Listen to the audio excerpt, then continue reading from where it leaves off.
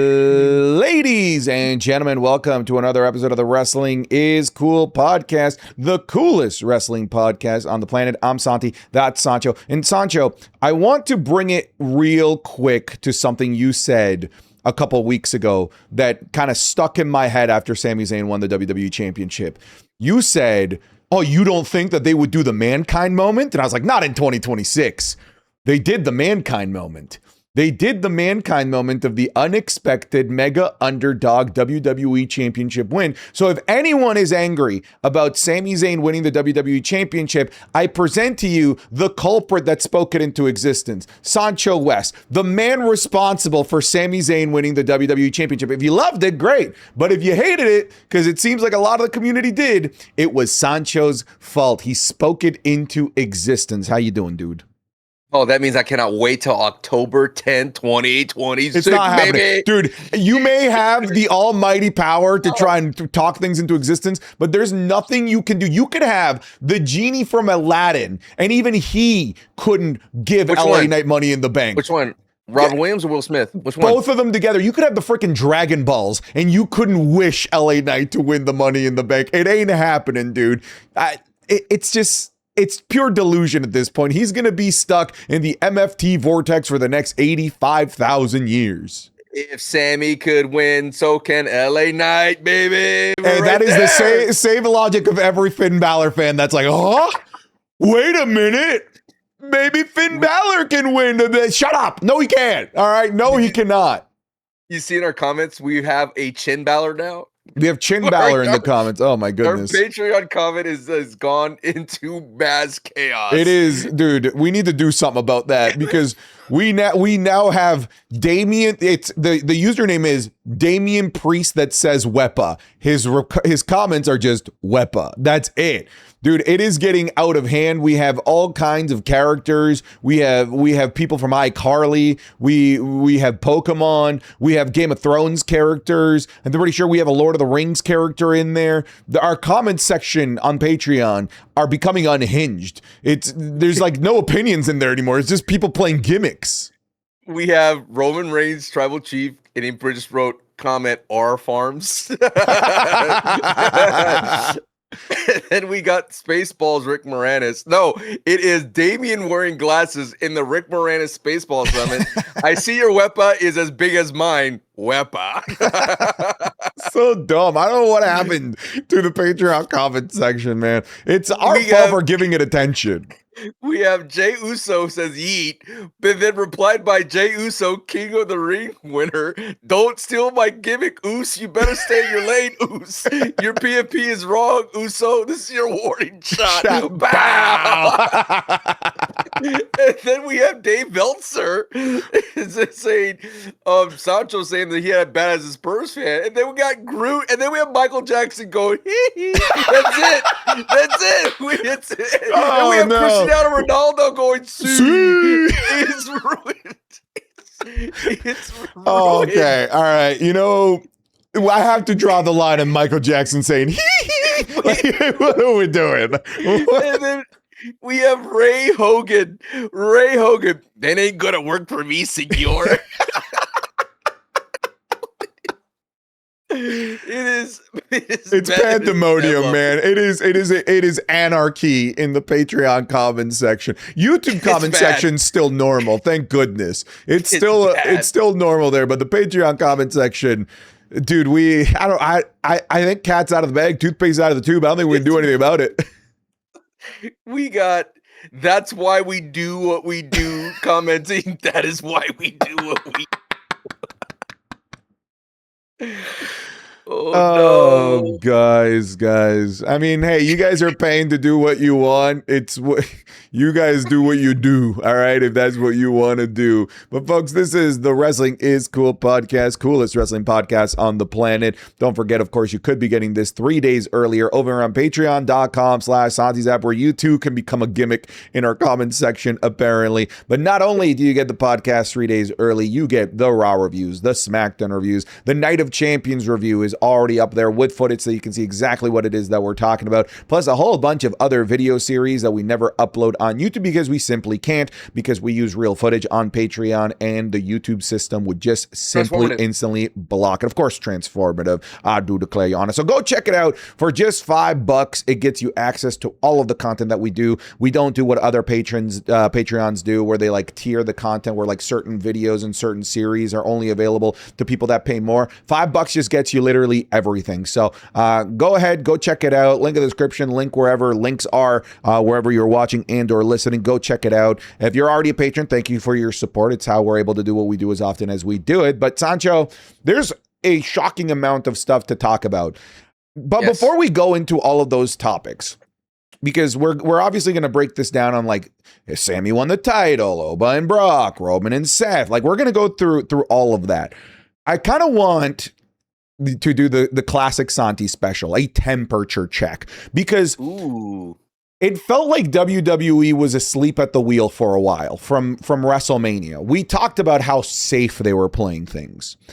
And with them going in autopilot, I can't speak for you, so you'll get the floor here. But I went in autopilot as a fan, and even as a content creator, where I'm like, I'm just kind of doing the routine here, of posting my videos, but there's not much going on that really gets me excited to get in front of the microphone. I mean, I look at your YouTube channel, and you are a lot more. I make a video when I'm passionate about a topic, a lot more so than I am, and I see that you haven't been making too many videos over the last couple of weeks. And then all of a sudden we get punched in the face over the last week with WWE actually, taking risk, doing different things, crazy match stipulations, giving us dream matches that we've been waiting for a while. Do you feel awoken, or do you feel like this is a temporary patch notes, sort of say, and that will continue to be riddled with boring wrestling post SummerSlam? I'm kind of curious where you're at as a fan and as a content creator with this shift from super safe to actually, going the pedal to the metal as we go into SummerSlam, almost like completely overnight.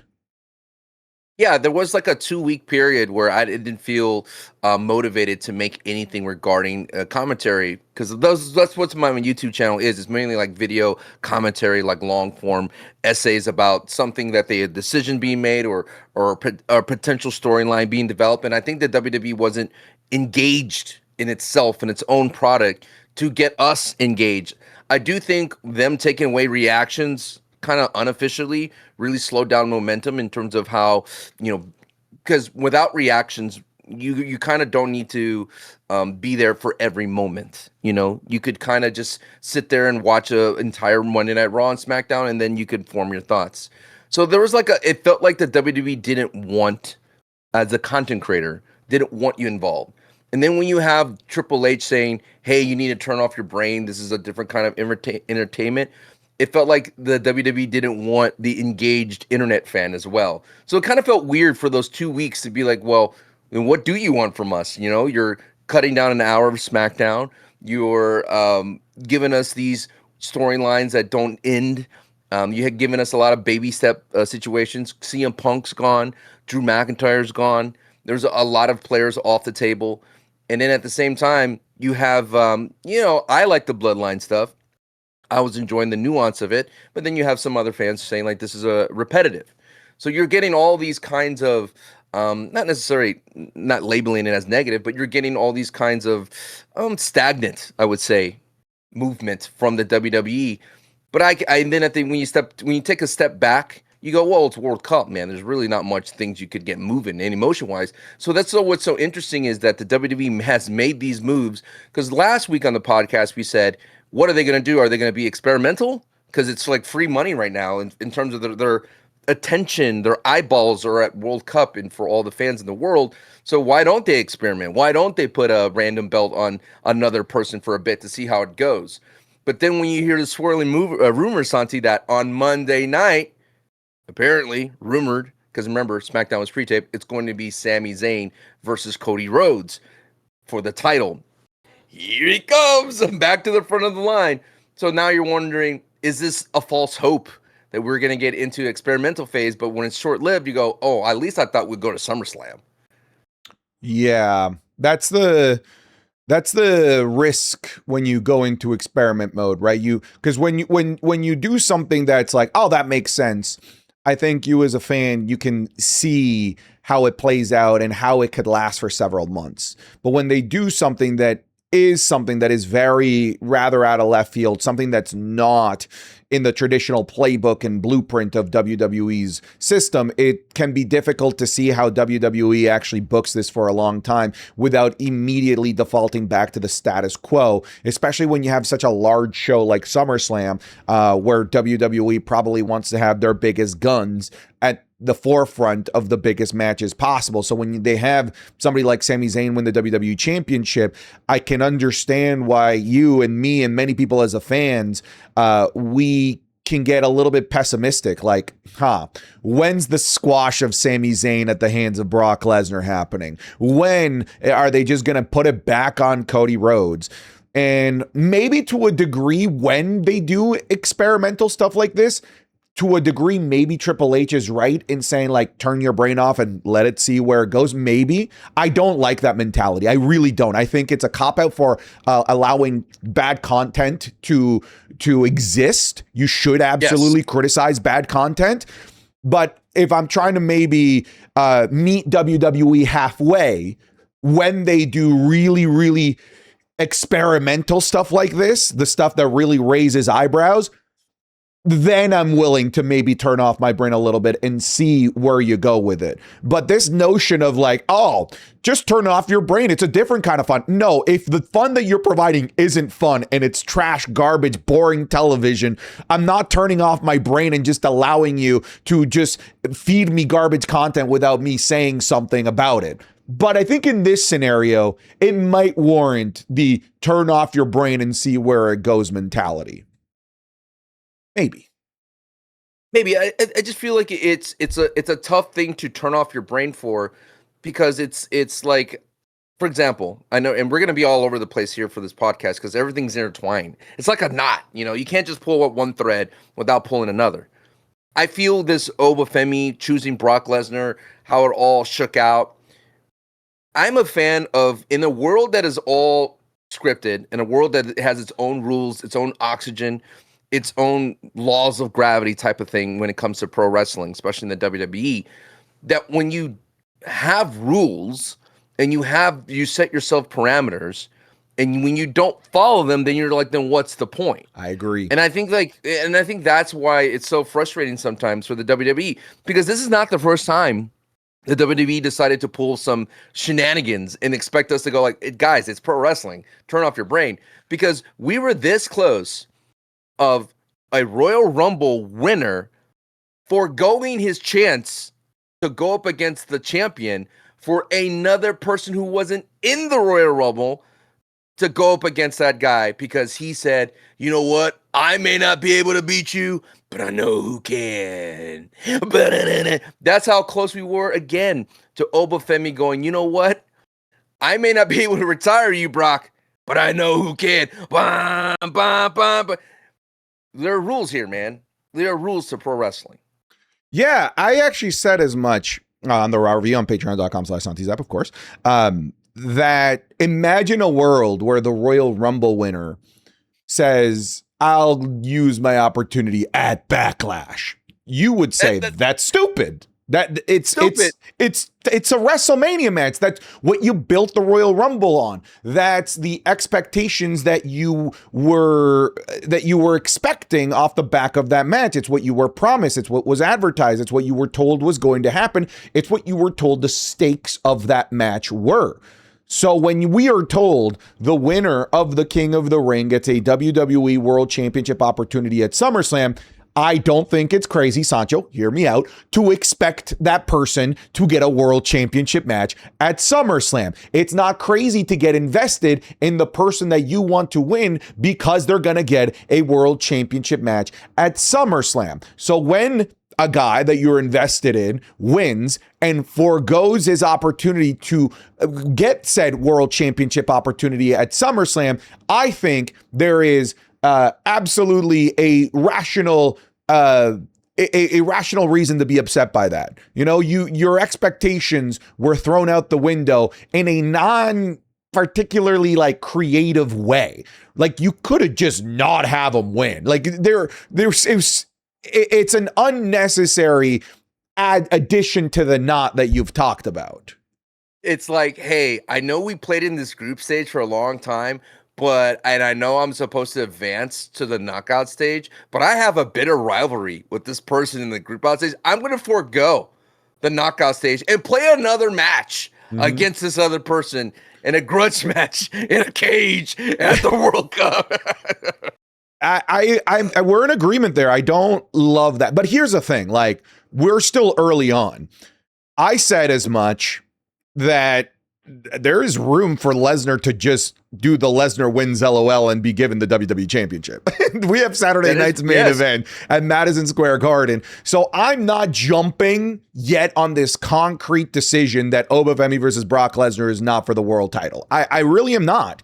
Especially when you have a Sami Zayn that historically as a champion is a fighting champion. Especially when you have Darby Allin. See this belt? You see this belt, Brock? You want this belt? Especially when you have a Darby Allin over in AEW that was a really fun transitional champion for a couple of weeks when he beat the established MJF, only to give it right back to MJF, right? So they've got an interesting formula if they wanted to follow it over in AEW. And maybe the idea was to protect Cody Rhodes in a roll-up loss so that Lesnar just eats the current champion that isn't Cody Rhodes. I'm not convinced that it's not Oba versus Brock for the WWE title, and I'm hinging on one particular line of Lesnar saying, "Let me make your decision as easy as possible," verbatim, something like that. That could be interpreted as, "Let me just go win let me just go win the championship, so you have no other choice but to pick me." That could be interpreted that way, but we're not there. There's still parts of the knot that need to be untangled, but I can see why you would want, or anybody would want to say and point out like, hey, this is stupid to not have the King of the Ring winner that was promised a SummerSlam World Championship match. And it's not just them that gets promised it. It's the viewers that were invested in the tournament that were promised said World Championship match for it to not happen, for the winner to forego it. I don't like that decision. It doesn't help that Oba was teasing the heavyweight title like the whole entire time. It doesn't help that he was calling out the tribal chief. It doesn't help that he was wanting Roman versus Oba. Like once Oba won the King of the Ring, it was like, here we go. Off to the races, Roman Reigns. And it didn't help as well, like on the go home on that Friday Night SmackDown was Oba staring down Cody with the undisputed title. So it's like, it's clear as day that Oba has title aspirations in his future. And then it all gets tossed aside when the moment Brock Lesnar shows up. And I know, you know, Brock and Oba have a feud, but it's not like some long historic feud where it's like Roman and Seth Rollins, where Roman's about to beat Cody Rhodes at WrestleMania 40, but then he sees Seth Rollins wearing Shield gear and he sees the chair and decides to take out Seth. Like, it's not that level of on site for Obafemi and Brock Lesnar for you to forego a title. That's what's crazy. We could keep beating it down until it turns into a fine, because you know I got myself a barbecue smoker for Father's Day, so I've been looking at a beef tallow and everything, fat rendering till it turns into that sweet juice. We could render it all the way down to that tallow, baby, and then just get us over. But one thing I want to say: if the King of the Ring didn't matter, there were certainly so many outs for them not to give Oba the King of the Ring. But I think they wanted to do that because it's important for him to get that title underneath his belt, King of the Ring winner, which I get. I know the different scenarios that people were painting out. Just have Braun Breaker versus Seth Rollins in the finals, have Seth Rollins win the King of the Ring, then he could go against Roman. All that was there. You can even have it to where it was Jay that goes on to win, and then he challenges Sammy. Like, there's so many of those options, but at the end of the day, when you had Obafemi in that tournament, you had 4 opportunities to stop him with Brock Lesnar so that you could get to this blood feud at the Hell in a Cell. But instead, they went this weird route, which is like the strangest route. It really does feel like AI. Because AI could think of like all these kind of scenarios like, oh, it's fine. You could do this, and then you could have him come back, and then Brock would do that, because some human would go, no. There's rules in pro wrestling not to be able to forgo that. You ever seen one of those automated cars drive by itself and it's doing the weirdest thing just to do something simple? And it's accurate, it looks right, but it's so dangerous because when I went to go pick up my kid at a daycare. Stick with me here, folks. I went to go pick up my kid at a daycare. Now, there's kids always walking around this parking lot because that's what it is. And there was a Waymo, which is a automated car, just driving at full speed, reversing, and it knows it could do that because it has all these cameras and sensors. But still, you don't do that because it's just so illogical to go at that speed. And that's what I feel like the WWE is doing.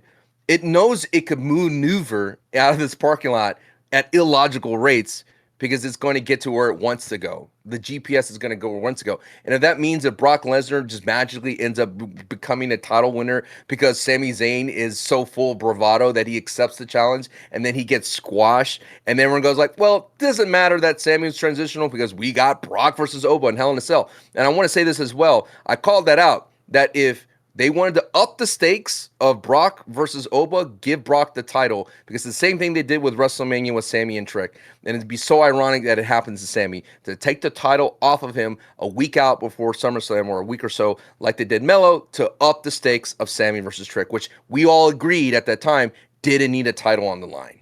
Yeah. I'm pretty much on board with everything that you're saying here.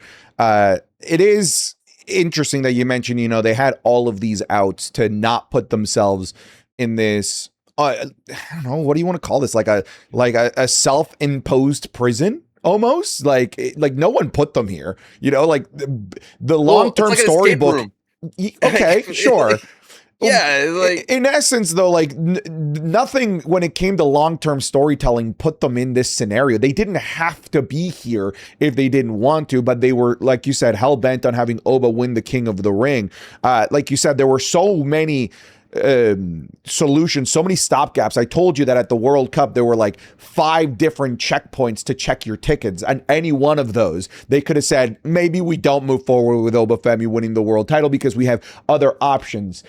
That's why, and maybe I'm being naive. Maybe I am. Sure. Maybe I'm being naive. That's because they had all of those outs. It tells me that they have a plan for the world championship, and it is probably that arbitrary Lesnar wins LOL. There is that the Saturday night's main event that's coming up here in Madison Square Garden. Massive show. WWE, historically, if they put Lesnar on a massive show, he wins the title. The first SmackDown on Fox, remember that? 5-second win over Kofi Kingston. I have a feeling that that's where things are going to go, especially when you look at the rumored match between Sami Zayn and Cody Rhodes being on Monday instead of at Saturday night's main event. So I have a feeling that we are going to have CM Punk returning perhaps at that Chicago show to set up something with Cody Rhodes, so Cody has something to do big at SummerSlam. Sammy retains in some capacity, shenanigans, cheating, whatever it might be, maybe a heel CM Punk, to still give us room for Sammy to lose that championship at Saturday night's main event. That's where I think things are, because there were so many checks and balances where even AI could have said, what are we doing here? Why are we putting ourselves in this self-imposed escape room? We cannot disagree, though. Brock Lesnar, Oba Femi, Hell in a Cell for the undisputed title versus the career of Brock Lesnar as well. Damn. Like, Paul Heyman said it himself. They haven't mentioned the career. They have not mentioned the career. That's us throwing that on. But like Adam Pearce said it himself, like Paul Heyman said it to himself, to Adam Pearce, dude, this is a simple slam dunk main event. It writes itself. Adam Pearce, you should thank me, as Paul Heyman was saying. Thank me that I'm giving you this mega SummerSlam match. You're like, you could go into your boss meetings and be like, look what I got. And speaking in kayfabe. But yeah, dude, does it need the title? No, but damn, it makes that match a lot more must-see. 100%. Okay, here's a question. Roman versus Seth, history and everything that they've got for the World Heavyweight title. Oba Femi versus Brock Lesnar in Hate in the Crate for the WWE Championship. For the WWE Championship, and maybe Lesnar retiring. With all of those added stakes and the Roman and Seth promo partly being about the new guard taking over. What main events night 2? It's Minnesota. Minnesota. Do you like that Viking font they use? No, it's so dude. it's so like jarring between all the other. I don't like it. Yeah. Yeah, it looked like one of those, you make one of those thumbnails and you're like, oh. Yeah, dude, it's so AI. Like the fact that it changed Minnesota to Minnesota, like, dude, like what are we doing? What are we doing, WWE? It's like I am hosting a big event in SummerSlam in Minnesota. What can I do? Well, Minnesota has a lot of history with Vikings. Use this font. Thanks. Oh boy, that's a tough one, dude. And it's a heavyweight title. It's not the undisputed title because the undisputed title should be the last thing that goes on in my eyes for It any hasn't main been event. recently though. It hasn't been because you could even argue, Santi, and I hate to say this because I when I say something, it may come true, but ESPN, man, they love that first hour. They love that first hour to be for free to be on their network. And who's been on ESPN a lot? Oba. And who's been on ESPN as well a lot? Lesnar. That would be the worst, like, nerfed Hell in a Cell ever because there'd be no blood because Lesnar historically bleeds in Hell in a Cell. Yeah, I mean, look at the unsanctioned match, Drew McIntyre and Fatu. That was on the first hour, and it had blood off. Yeah, they did the blood off toggle. Absolutely. There's no way that match can be first hour. I obviously get where you're coming from. I totally understand. I think the no way part comes from the fan perspective. There's no way that match should be or ought to be in the first hour. Somebody needs to bleed. A cage needs to be broken. There needs to be chaos. Like I enjoyed Rollins and Braun Breaker. I know we're going to talk about Night of Champions as well as for a review. I know. Like that was cool, and they added all the furniture and that. But remember, what was it? Was it Undertaker and Braun? What Hell in a Cell had the weapons already like on the walls? Was that? Am I remembering the chamber with dismember? You're definitely remembering the sever to dismember. Yeah. So that'd be cool. The extreme elimination chamber. Yeah, that's what it was. Chamber. Everyone had a weapon, and then Big Show had that big chair. The goofy ass big chair, yeah. Oh my God, that's one of the worst chambers of all time. And it's funny listening to Paul Heyman talk to Chris Van Vliet in his interview saying that he hated that chamber because he didn't want to put the belt on Bobby yet. He wanted to put it on CM Punk and have Bobby Chase. Isn't that odd? So for you, what you love to check my temperature. I don't know if it's an armpit temperature, a little boop, or no, it's right in the ass, brother. Right in the ass. Yeah, I gotta get right to the source. To be fair, that's the most accurate temperature check. That's it.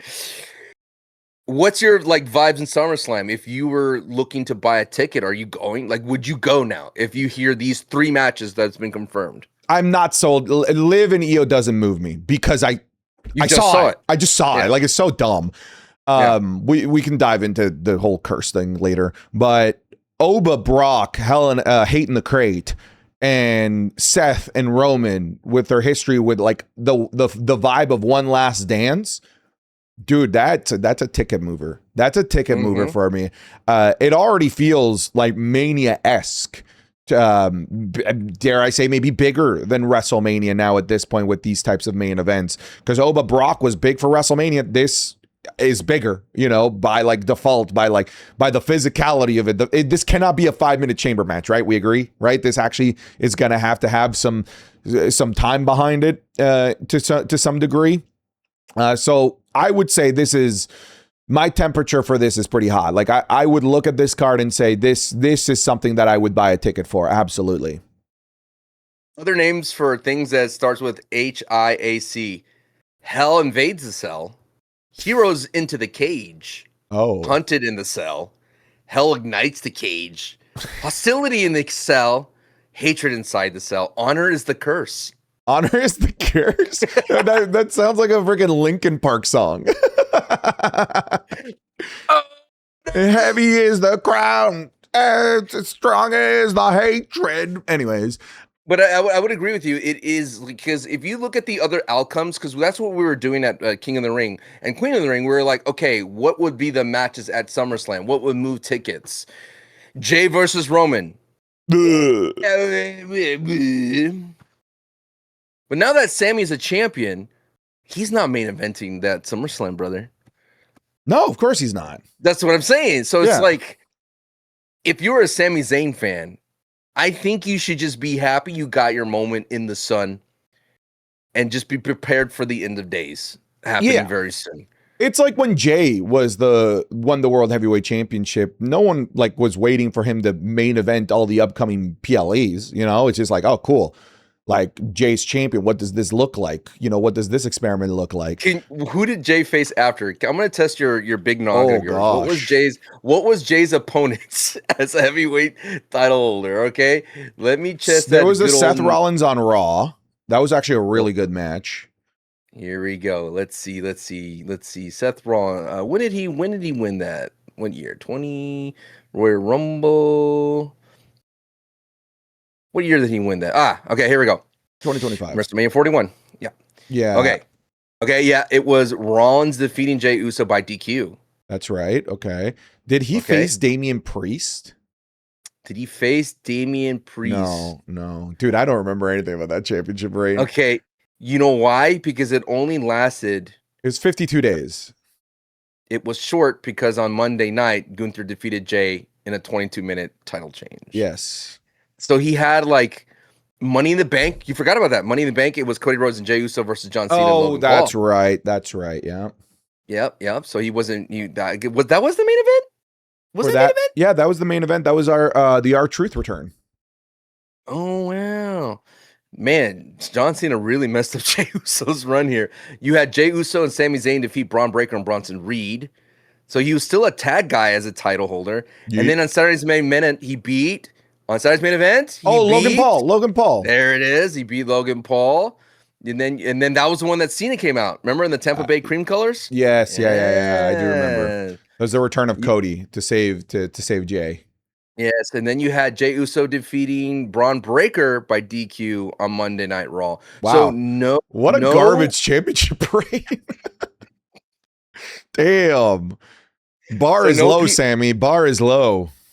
No PLE, basically. Yeah. No, nothing. Like, realistically, now look at Sami Zayn. It could be this path. I think it's this path. I genuinely think it's this path. 4 weeks to SummerSlam? Yeah, the rest of the month of July. That's it. Like all of July. Yeah, about 4 and a bit weeks. So we have Monday night Cody Rhodes versus Sami Zayn for the title. Mm-hmm. And that leaves us 1 week until Madison Square Garden. I think Madison Square Garden is it's the 18th. That's right. That's right. So that's it, right? And then we have something that's going to happen between Cody Rhodes and the Garden for Sami Zayn. Yeah, I mean, it's interesting that they're deciding to have that match on a Raw instead of a SmackDown. It's almost like they want those extra days to build to something for Saturday night's main event. You know what I mean? Because this is a SmackDown feud. Why is that match happening on Raw? That doesn't make any sense. I think they just want those days so that on that upcoming SmackDown, they have time to build to something for Saturday night's main event. And Chicago. But it still doesn't make sense for your SmackDown stuff to happen on Raw. It flat out doesn't. SmackDown doesn't matter anymore. It's 2 hours now, bro. Yeah, it's 2 hours with recaps. Thank God. Commercials. 3 hours with all that stuff was worse. At least we're out of there early. I've been telling a lot of people, as someone who watches SmackDown, the A Show, baby, the A Show reviewer for Patreon, I've been saying SmackDown, it has a lot of filler. If you really look at it, it's recaps, commercials. They have weird promos where a person will cut a promo that doesn't really go anywhere, and then someone interrupts, and they walk, promo, walk. They get in the ring, and then another music hits, and another person comes out, walk, promo, and then Nick Aldis goes, you know what, ladies, why don't you have a match? It's like you spend 15 minutes to set up a meaningless match on SmackDown, a la what they did on Monday Night Raw. Joe Hendry concert's about to start. Out comes the Street Profits. Street Profits just cut a a random promo thanking everybody and glazing Seth Rollins when he's clearly moving on, saying thank you so much. Joe Henry sings a song and then just set up what? A meaningless match with Austin Theory. Like I hated that so much. That's what they do on SmackDown every week at the top of the hour to stretch it all out. And then you know what they do? They go, hey, we were on a commercial 3 minutes ago. This is what you missed a second ago. Let me give you another recap. Thanks, Joe. Yeah, SmackDown's a tough watch, man. What a maneuver. What a clothesline. What a DDT. Were you confused that Joe Henry didn't do a standing ovation? That was standing ovation. That was not a standing ovation. No. I think he's changed it. I think it's still called a standing ovation. I think he changed it from just a traditional choke slam that he was kind of doing. I think it's just a slight variation on the move, but it's still called the standing ovation. It looks like a South of Heaven. I agree. Brother. That's literally what I said too. I agree. Oh, really? You did? I did. I said the exact same thing. I said this is just a South of Heaven with a little bit more pizzazz, maybe, because Damian lands on his like sitting. Yes, Joe almost lands like flat back. But I'm like, this is basically a South of Heaven. But I'm assuming it's still called the standing ovation. But he's not standing anymore. I know, bro. I don't do. What do you want? What do you want out of me in this conversation? What do you want? But I was concerned because Theory landed right on top of Joe, like his head, like cranked right on top of him, and I was concerned as well. Speaking of like concerns, I mean, Chad Gable, nothing like watching VPN and seeing him on commercial begging for his life. Run, Gable, gone. Gable, yeah, dude. You know what I think it is with this Run Gable stuff or Gable Run or whatever. I think it's the mascotification, the Fortniteification of WWE, where like they're like, you want to get over, make sure you do what we do and get a catchphrase. That's what everyone's trying to get a catchphrase over, dude. Everyone's trying to get a catchphrase over. Even Cody Rhodes is trying so hard to get a catchphrase over. I think this is the Fortniteification of WWE. Like, you gotta get a catchphrase over so we can make some merch for you, and then we'll push you. Gable ended up a little bit with his hammy. Holding his little hammy. I saw that. Yeah. And then that Spanish fly was a little gnarly because he couldn't use all of his hammy and crunch JD almost scorpion on himself. Yeah, that was nasty. Lord. But going back to Sami Zayn. Yeah, let's talk about Sami. If Sami Zayn, Sami, did you see the reaction of Karrion Kross? I did. He said, "Hey, Karrion," Karrion's like, "Yes." He's like, "I knew it. Sami did it." He's that guy. If Sami does lose, and he is a transitional champion, does it sully the moment for Sami Zayn? Does it sully it? No, because I think the alternative was him never winning the WWE Championship.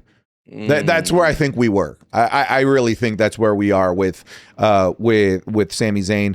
It's like, for me, in the same vein that, like, I mean, Kevin Owens was a transitional champion when he was the Universal Champion. He was just holding it warm for Goldberg to beat him so they could do Goldberg versus Brock Lesnar at that WrestleMania. I don't think it sullied Kevin Owens's World Championship reign, because in a similar vein, I'm like, I've always felt that WWE was just never going to give those guys a WWE Championship. Like, I'll ask you a different alternate scenario. LA Knight wins the championship. He wins it for 50 days, just like Jey Uso, and then he's a transitional champion. Does that sully all of your fandom and efforts and investment into LA Knight getting his moment? Because then I would argue, if it does, Sancho, you never cared about the moment. You cared about the byproduct of the moment. You know what I mean?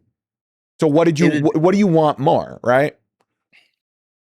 Okay. If you're a guy that's like a third string quarterback and you're a Super Bowl champion, you're still a freaking Super Bowl champion. I agree. You could always be known as a former WWE World Champion. That would always follow you. So you could say Sami Zayn, he's the former WWE World. You would always give him that accolade. And you always go, dude, you can't be out. Same thing with LA Knight. I think the football analogy actually goes a little bit harder. I think it's third stringer called to play in the Super Bowl on the day of, wins the Super Bowl, right back to third stringer after the Super Bowl. That moment is still huge, even though Nick Foles. You mean Nick Foles? Exactly. Okay. Even though you're a transitional quarterback, brother, you are not the plan, but thank you for getting us there. The moment is special. We'll never forget the moment, but the moment doesn't get ruined simply because you didn't become the starter of that team moving forward. You know what I mean? And I think that that's the case here. If Sami Zayn gets squashed next week,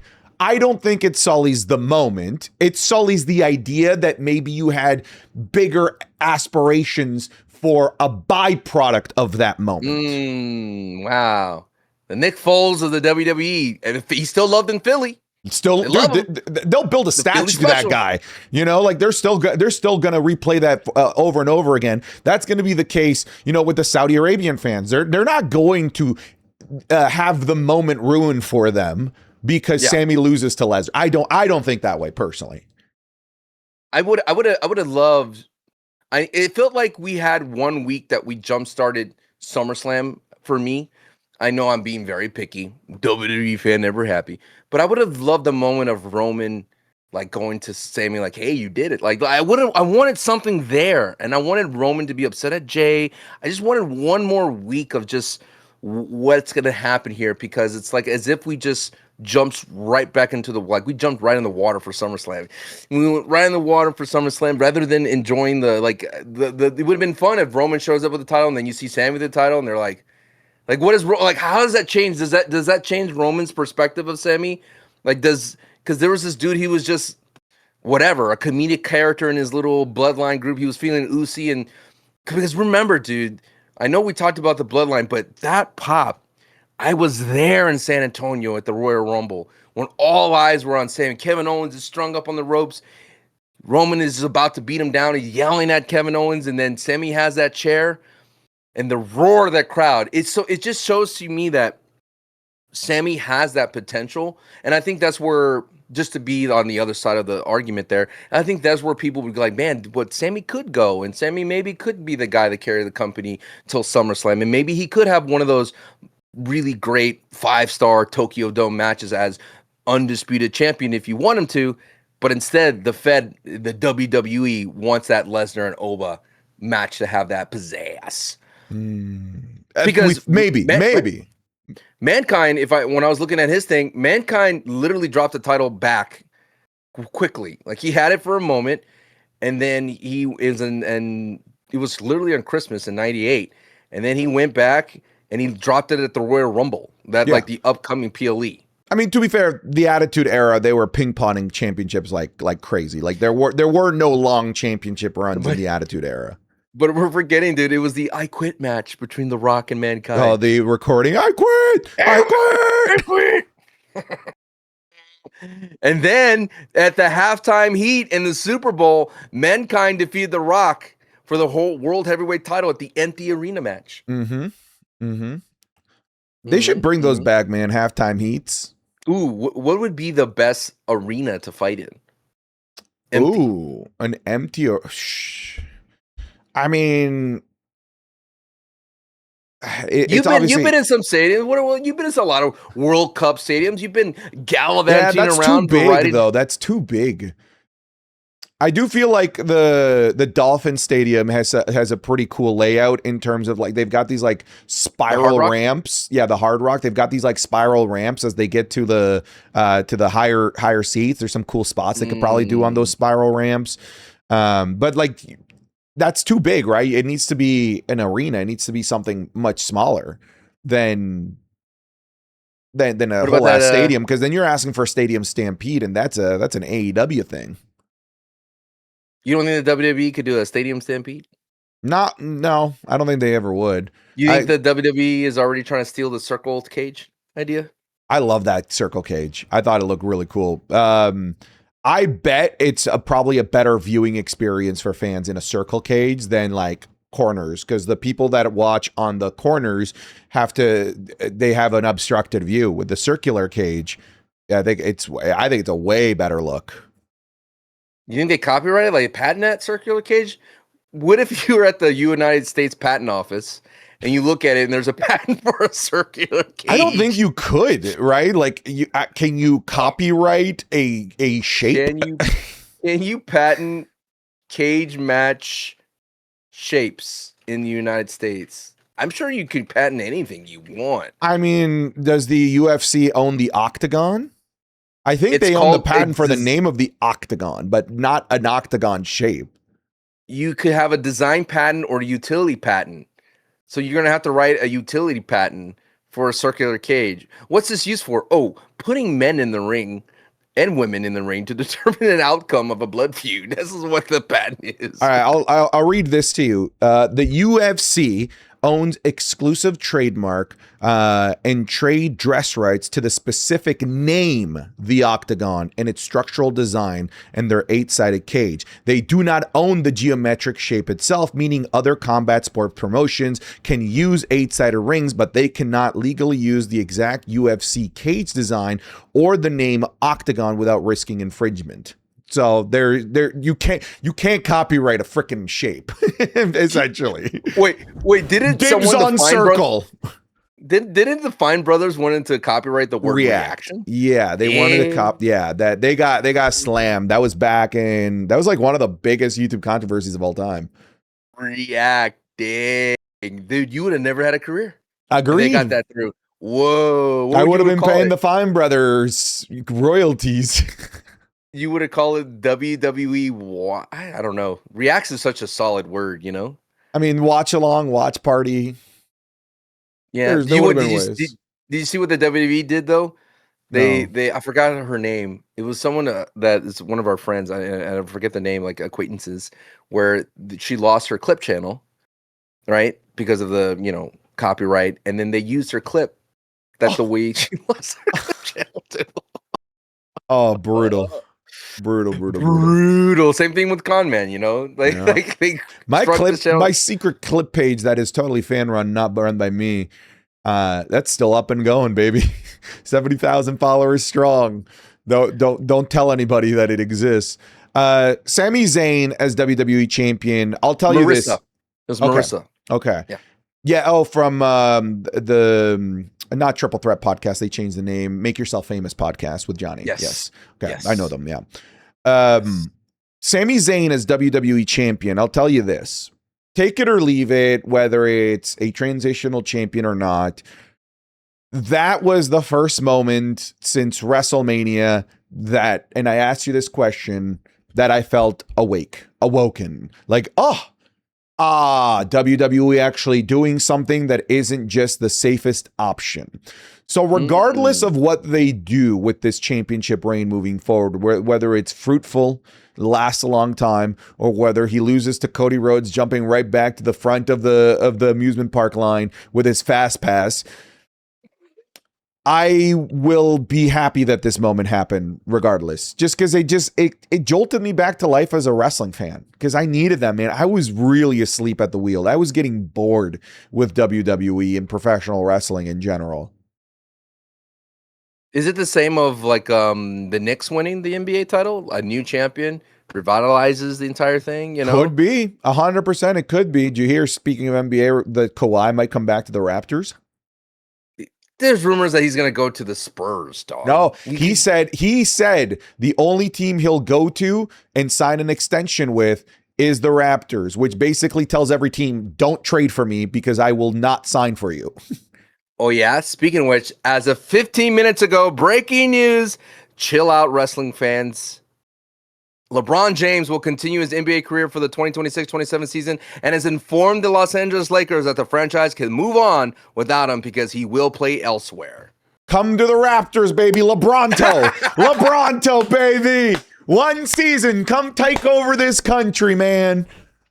Nah, dude. There's no way. The rumors is he's going to go to the Warriors. That's kind of crazy. Ew. Don't do that. So that's what you want. You want LeBron to be experimental like the WWE. You want LeBron to forego Hornets, baby. Hornets.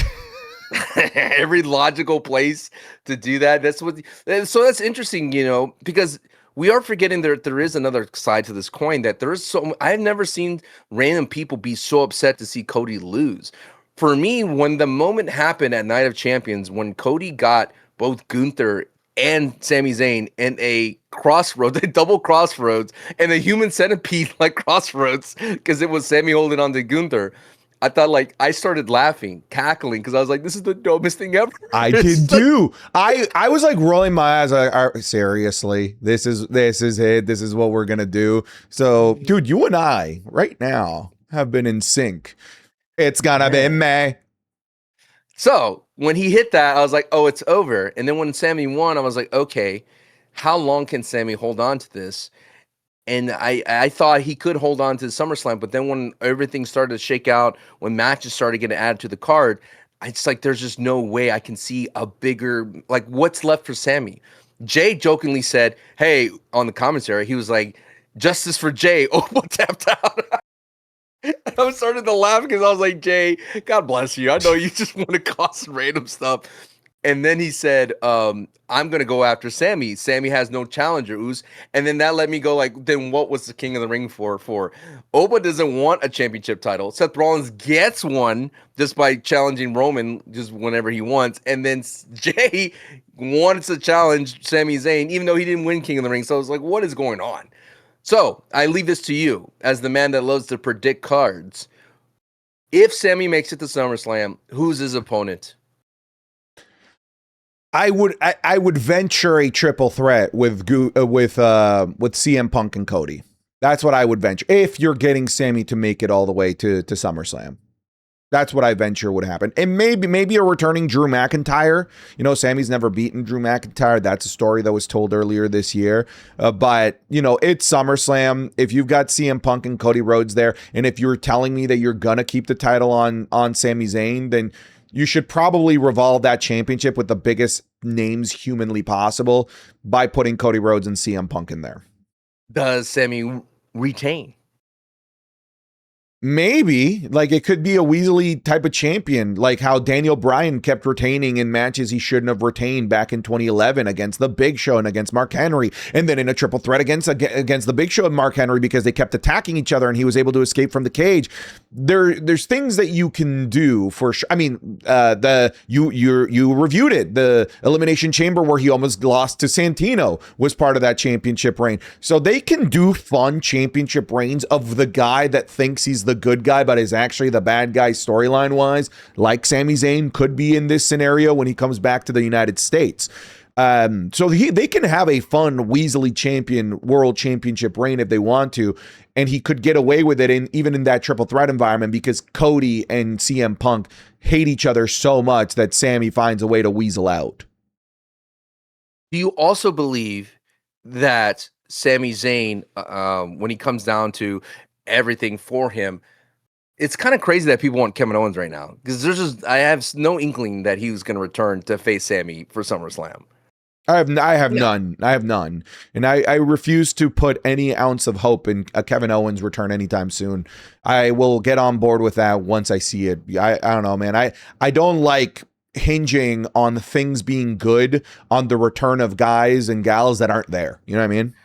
Yeah, and I think what I want to add to when I was ask you is Sami Zayn as undisputed still a heel or a babyface? Or he's still just the last good guy? He's just going to basically do exactly what he has been doing, but now instead of getting booed, he gets cheered because he's the undisputed champion and he, quote unquote, you deserve it type of thing.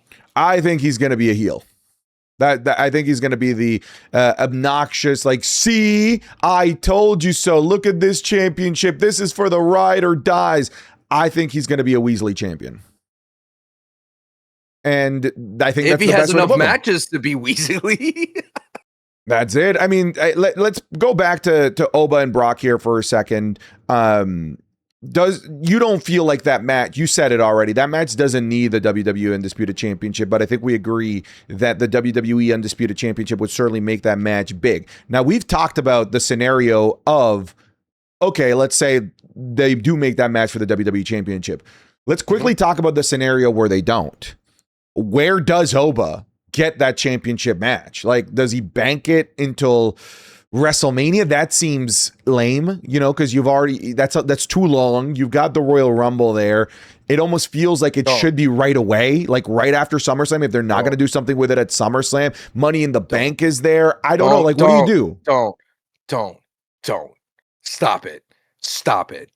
You telling me that because Oba gave up his ticket already, and I said this before, when you win the golden ticket to the factory, Santi, you go into the chocolate factory. When they say the date is to arrive to go into the chocolate factory of the recluse Willy Wonka, you don't tell Willy Wonka, hey, can I show up another day to get inside your chocolate factory? You can't do that. You gave it up. So that means you can't go to Money in the Bank and expect to win the Money in the Bank briefcase. So then you could get your title shot.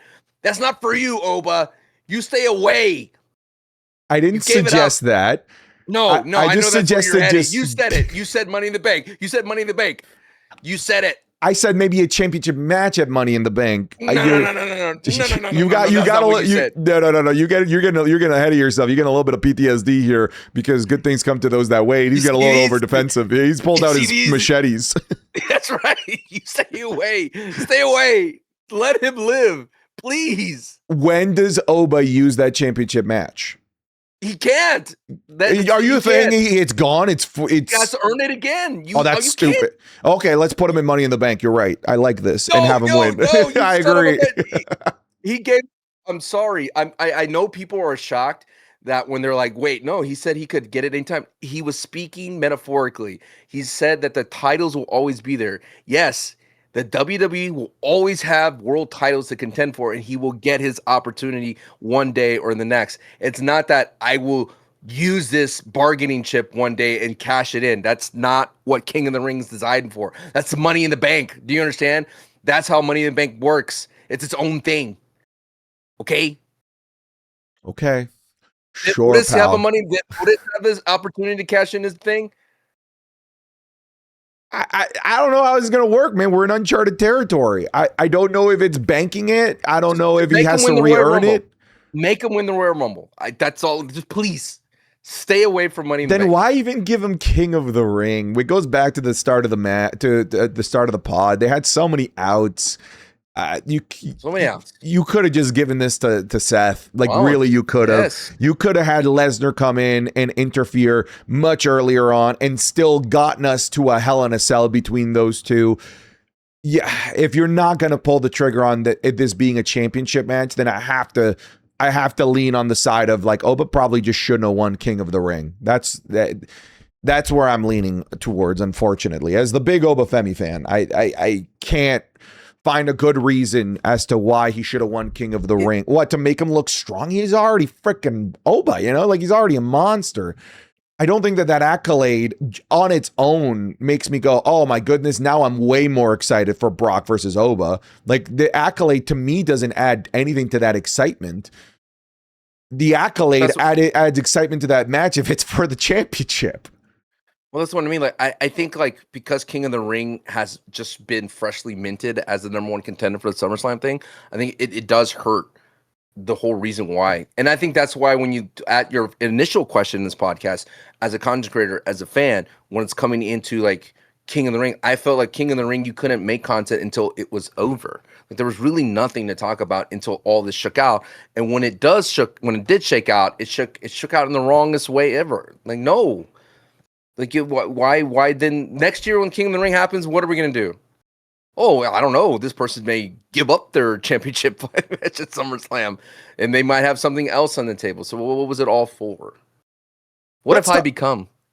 What have I become? Let's talk about Seth and Roman because they're taking a different approach here from their previous matches because all of their previous matches have been about I hate you, you're the worst, I have to stop the tribal chief, you're ruining WWE, you stole my wise man, right? It's always been about something that is, I guess, on the more traditional side of soap opera WWE. They took my job, to quote South Park.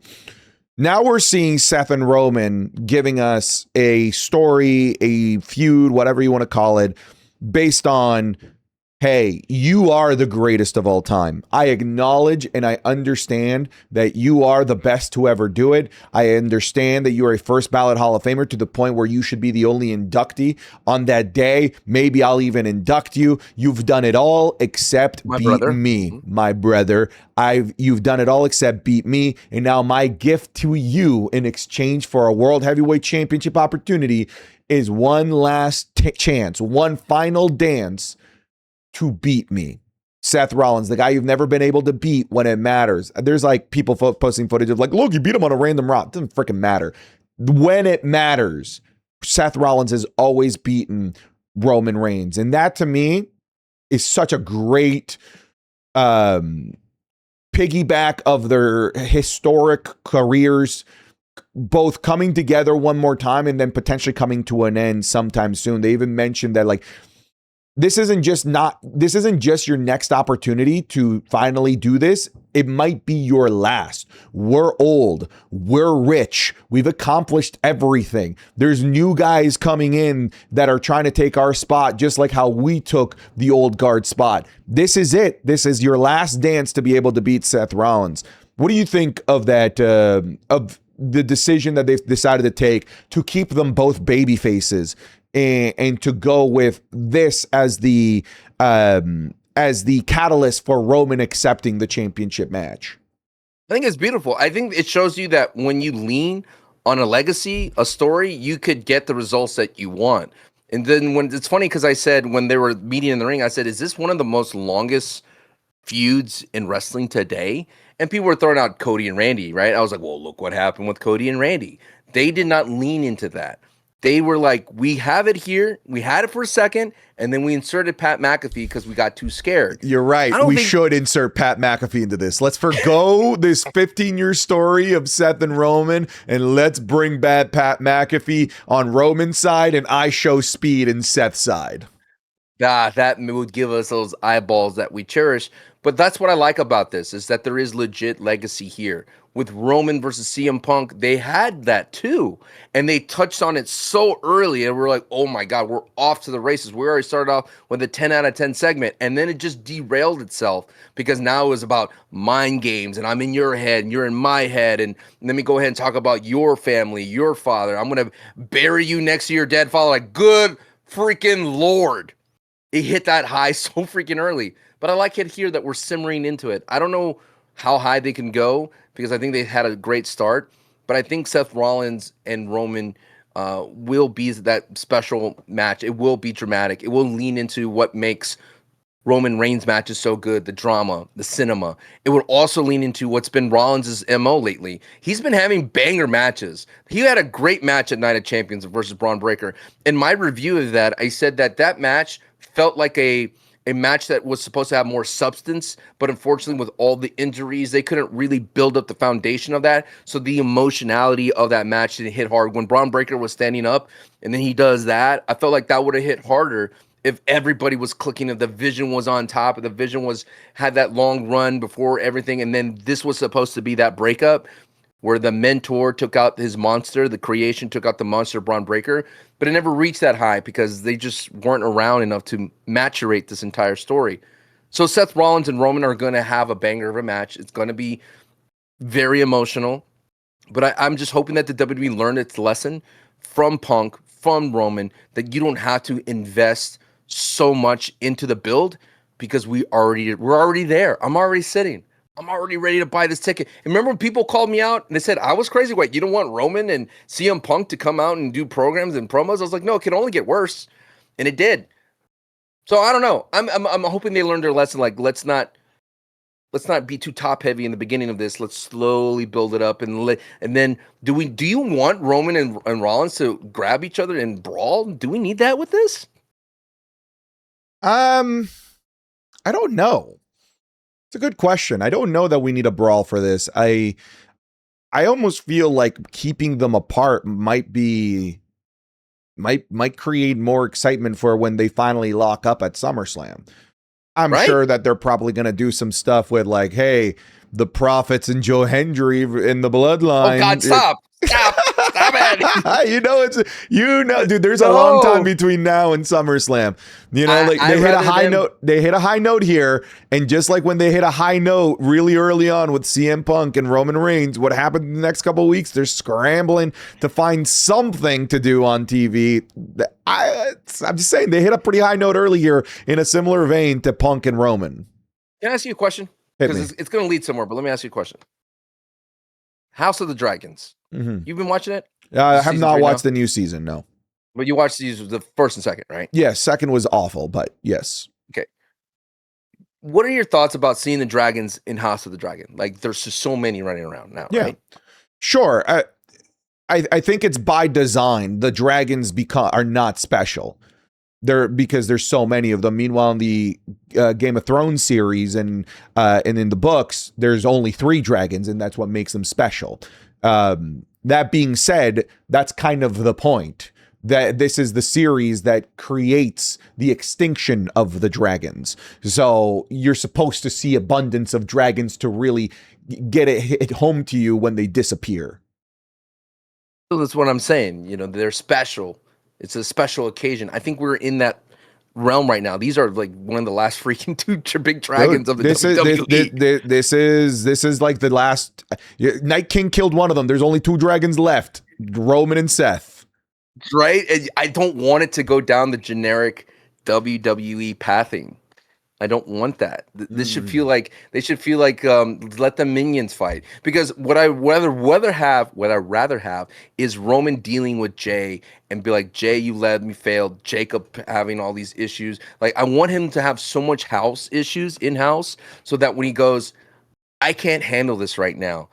You need to leave me alone. I have a big match against Seth Rollins. Because that was another story point when Jey Uso and when it was CM Punk, that's when he was like, hey, dude, you need to take care of Phil. He's messing with our family. He's talking crap about our family. Go take care of him. And Roman was just like, I'm being pulled in 2 different directions. This is what I want from Roman's side of things. So you can feel like the tribal chief may not be going in with his head like at 100% because his whole tribe is falling apart without his leadership because he's too focused on Rollins. On Rollins, I have no idea what's his world gonna be like. Like, is it his injuries? Is it his back? Like, they always lean on those kinds of things.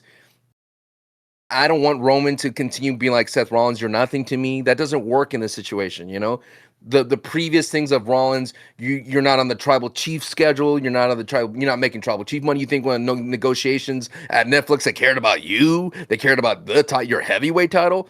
Those are the kind of routes that we went down, and I feel like this one is that special 3 dragons route, baby. We need to find that monumental cinematic. This should be one of the matches of of the modern era. This is a big one. This is it. This is the last one, the last dance. I got it.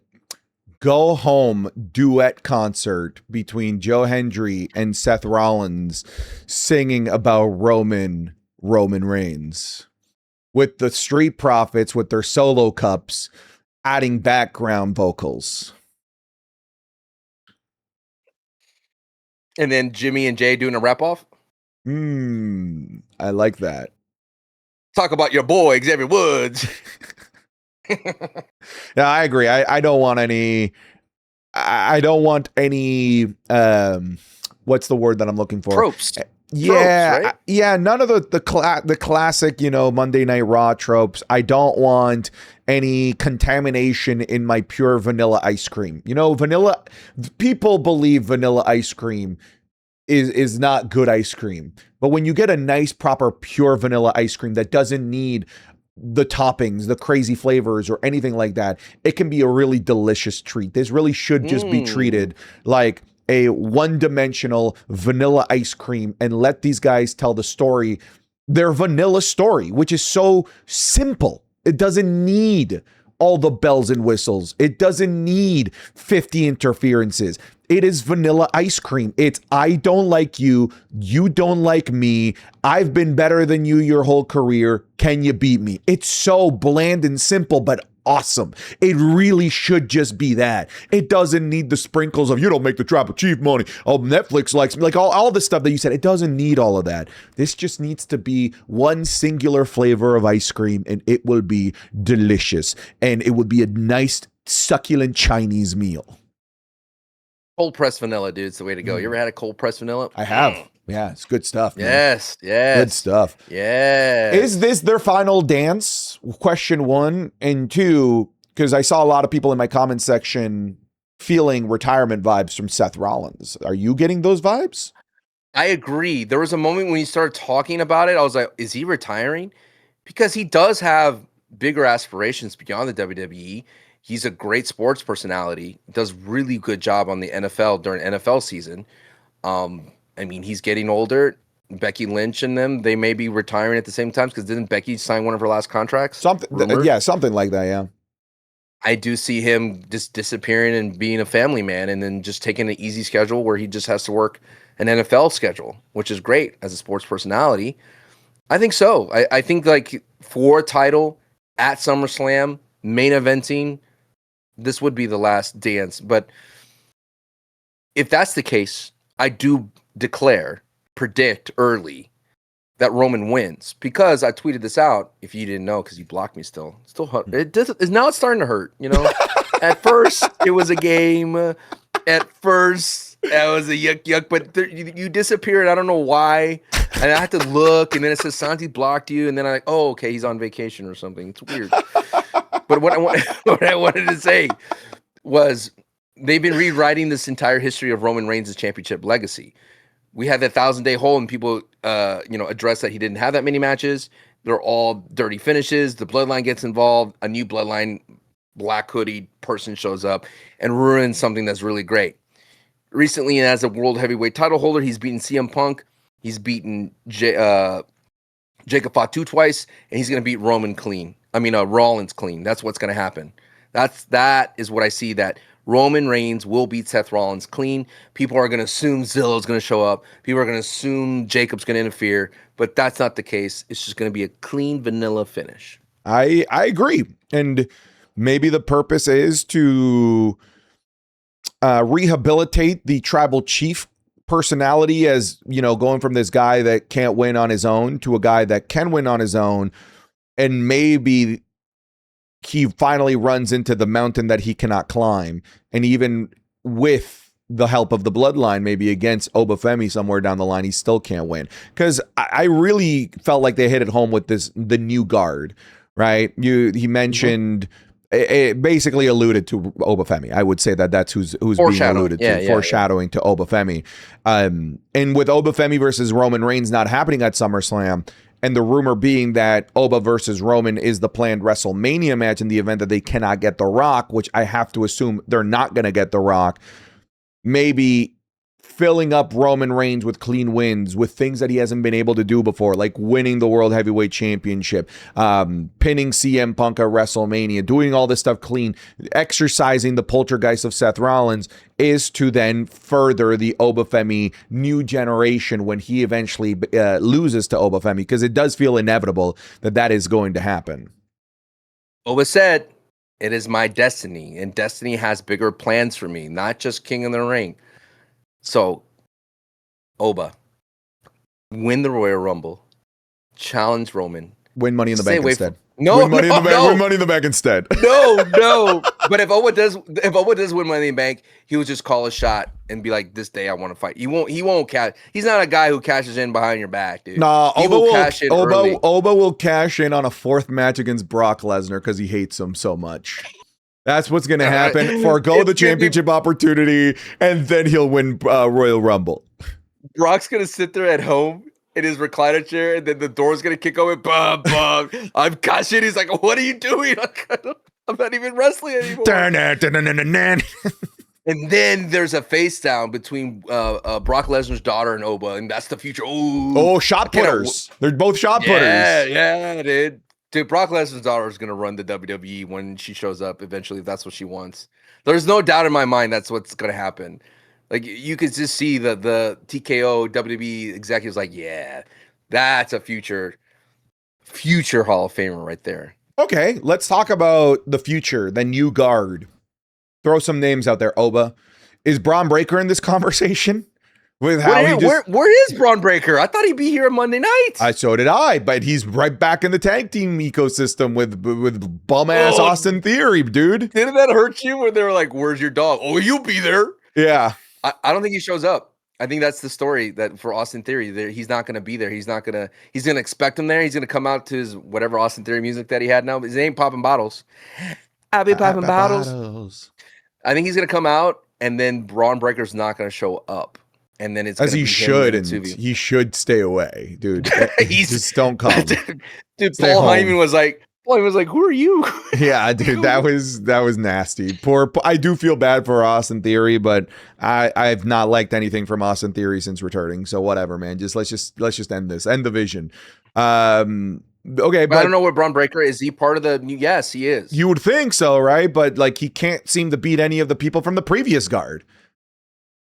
So how are they treating him as the new guard if he can't take out the old guard and he's gotten multiple chances at it? Something to think about. I'm sorry. When you say new guard, I think of the Lion King, dude. There's a Lion King new guard. The circle of life. Dun, dun, da, da, da, da, da, da, no. That's the Lion King song when he's they're doing the circle of life. It's the show. It's a kid's show, but it's called the Lion Guard. The Lion Guard. It's about a group led by one. The group is historically led by a second-born cub of the reigning Lion King, who is gifted with the mystical power called the Roar of the Elders. Oh, does he just scream at old people? Is that what the Roar of the Elders is? No, dude. You need to give respect to Keon, Bunga. There's some badass people in part of the Lion Guard, dog. Yeah. So okay, Javon's gonna be in part of the new guard. Sol Ruka. Which I do think she's going to beat Raquel because Raquel's going to get cursed because she stole the Danhausen. Great job, Raquel. Again, don't mess with Danhausen when you're about to have an important thing of your life. Just leave him alone.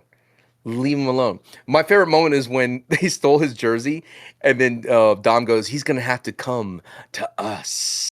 Like, you know that jersey's just going to become the new Lantern, right? Until Saturday night's main event. That's the same thought I had. I was like, oh, no. All right, so let's see. Anyone from Kendall Gray? Absolutely. Yeah, new NXT Women's Champion. New NXT Women's Champion. Dom's still part of the new guard. I agree. He's a 20-year veteran. He's still part of the new guard. Yeah. One of the oldest members of the new guard, I would have to say, 20-year veteran. Let's see. I'm looking around. What about over the Blake Monroe debut? What about she's what, 24? Something like that? Look it up. No, that's exaggerating. I think she's like 27 or 28. She's young, nonetheless. 27. Yeah. She's a 98 child. Mm-hmm. Yes. I would definitely think Blake Monroe is. I liked her debut. I know people were like, debuting on a pre-tape, but it's just circumstances. It's in London. Is what it is. It is what it is. And she debuted against Julia. If you're telling me her first feud, which babyface Julia looked pretty good against Kiana James. It looked like, okay, I see some of that Joshi style, pumping the crowd up like Io would do. I was like, okay, I kind of see this. But Julia versus Blake Monroe, that's going to be fun. I mean, it's got some stardom history. We should maybe look for that in the Match Club. Will it get proper time on TV? I doubt, me lord, because it's SmackDown in 2 hours. Yeah. So, who else is part of the new guard? I'm just thinking. Chad's not. You know what's odd about Chad Gable? And I think Denise said it to me during our Raw after show or post show. That the WWE doesn't see it with Chad again. That the main brass just does not see it with Chad Gable again. So then, why even bring him back to the main roster? He could have been mega over in NXT in AAA. I don't know. I think we're going down the same route of them not using Chad Gable. I really think so. Right. Because if you were going to be bold, who would be his first opponent for Sami Zayn's title defense? Chad Gable would have been sick. That would have been just like Darby Allin. What did Darby Allin do as soon as he won the world title? Who did he give title shots to? Everybody. Freaking Tommaso Ciampa. Like, everybody was getting a championship opportunity. Come get some. Anybody can get some. What a crazy bump he took, though. Yikes. I've never seen. I think that's every episode of Dynamite. You could say that No, about Darby I know, Allin. but he took a face bump into thumbtacks. Yeah, that was nasty. That was nasty. Did you see his reaction? I was like, "That you can't. You're not selling anything." Yeah, dude. Yeah. When he reacted that way, I'm like, dude, did one of them go in his eyeball? I don't know, but he was like, "Okay, yikes." It's like you can't even tough man that one, right? You know, there's some things in life that you can't tough man. You know, when someone jumps out at you, you know. Yeah, somebody. If you get flicked in the nuts, you're not no selling that. Oh, the fake, the pump fake nut flick. Oh. I mean, I meant a real one, but whoa. even a pump fake, you absolutely you flinch at that. Sell it. Yeah, you absolutely sell it. Okay, I mean, we mentioned a few of the new guard, but like, I want to focus on Braun Breaker here for a second. Like, what do you do with him? I like genuinely, what's next for a Braun Breaker? Like, genuinely, what can you even do with him right now? Is it SmackDown? Change of scenery? What do you do? You said change, become a Steiner. Be a Steiner. I've been playing this game. I've been wanting to be. You told me to change my name. You told me to be this. You told me to do that. You told me to join Seth Rollins. I've been following everything you wanted me to do, and I'm no longer Braun Breaker. I am whatever Steiner. You know, Braun Steiner. Whatever. I'm a Steiner now, and let him just be like his uncle. Let him be Big Papa Pump and just be a terror to everybody. Chainmail him out, dude. Chainmail him, dude. I love the chainmail. The chainmail was so sick. Something needs to happen with Braun Breaker. That some sort of change of scenery. Maybe he could just be as simple as lame. The name is lame. I agree. Braun Steiner is so much better. I even think like the Vision should just get disbanded. Like I've been done with that faction since Seth got injured. Like I've been so over that faction. Do you think Austin and Logan Paul stay together? No. I think Austin Theory just ends up being by himself. Like he goes to Logan Paul and Logan Paul goes, "What are you doing? Like, who are you?" Yeah, I think that's the case. And they should do it on Impulsive.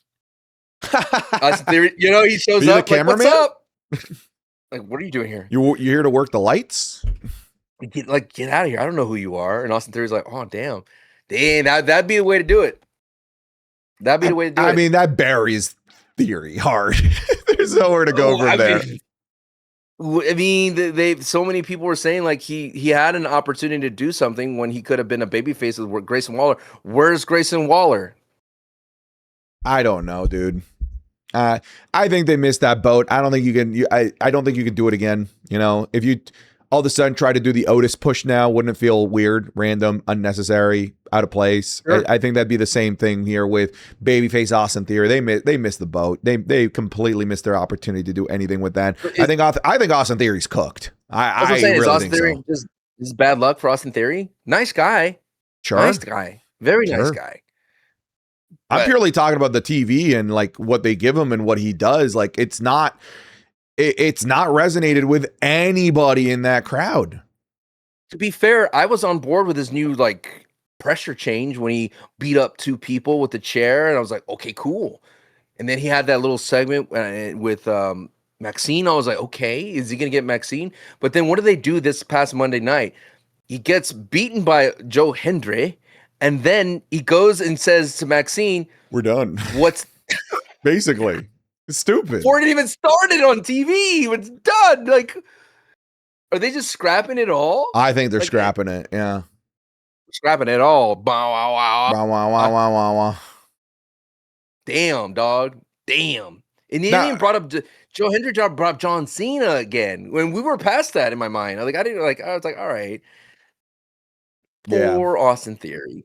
I mean, I've been off the Austin Theory train. If there is one, I'm not on it. And if you want to be on it, you know, and you want to keep me off, that's fine. I'm happy over there. Like, are you on an Austin Theory train? You want me to put you on? I want you. I don't care to be on or off. I'm not even at that train station, brother. Are you easy to find? I'm always hard.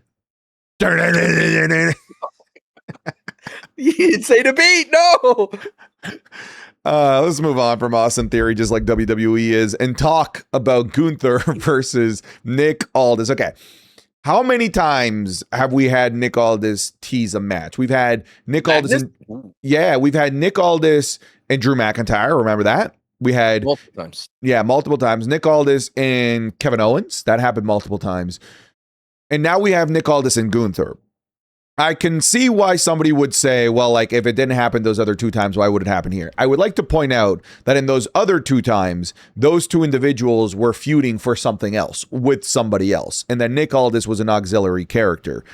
That was also the same case here. But now Gunther's just out. Like, he's not in this championship picture at all. There's nothing that Gunther is doing, to the point where it's almost like the only thing he's doing is a program with Nick Aldis.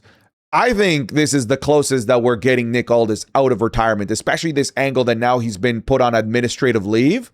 Maybe it's like, I'm on administrative leave as a manager, but as a performer, I'm Magnus. Who knows? Something like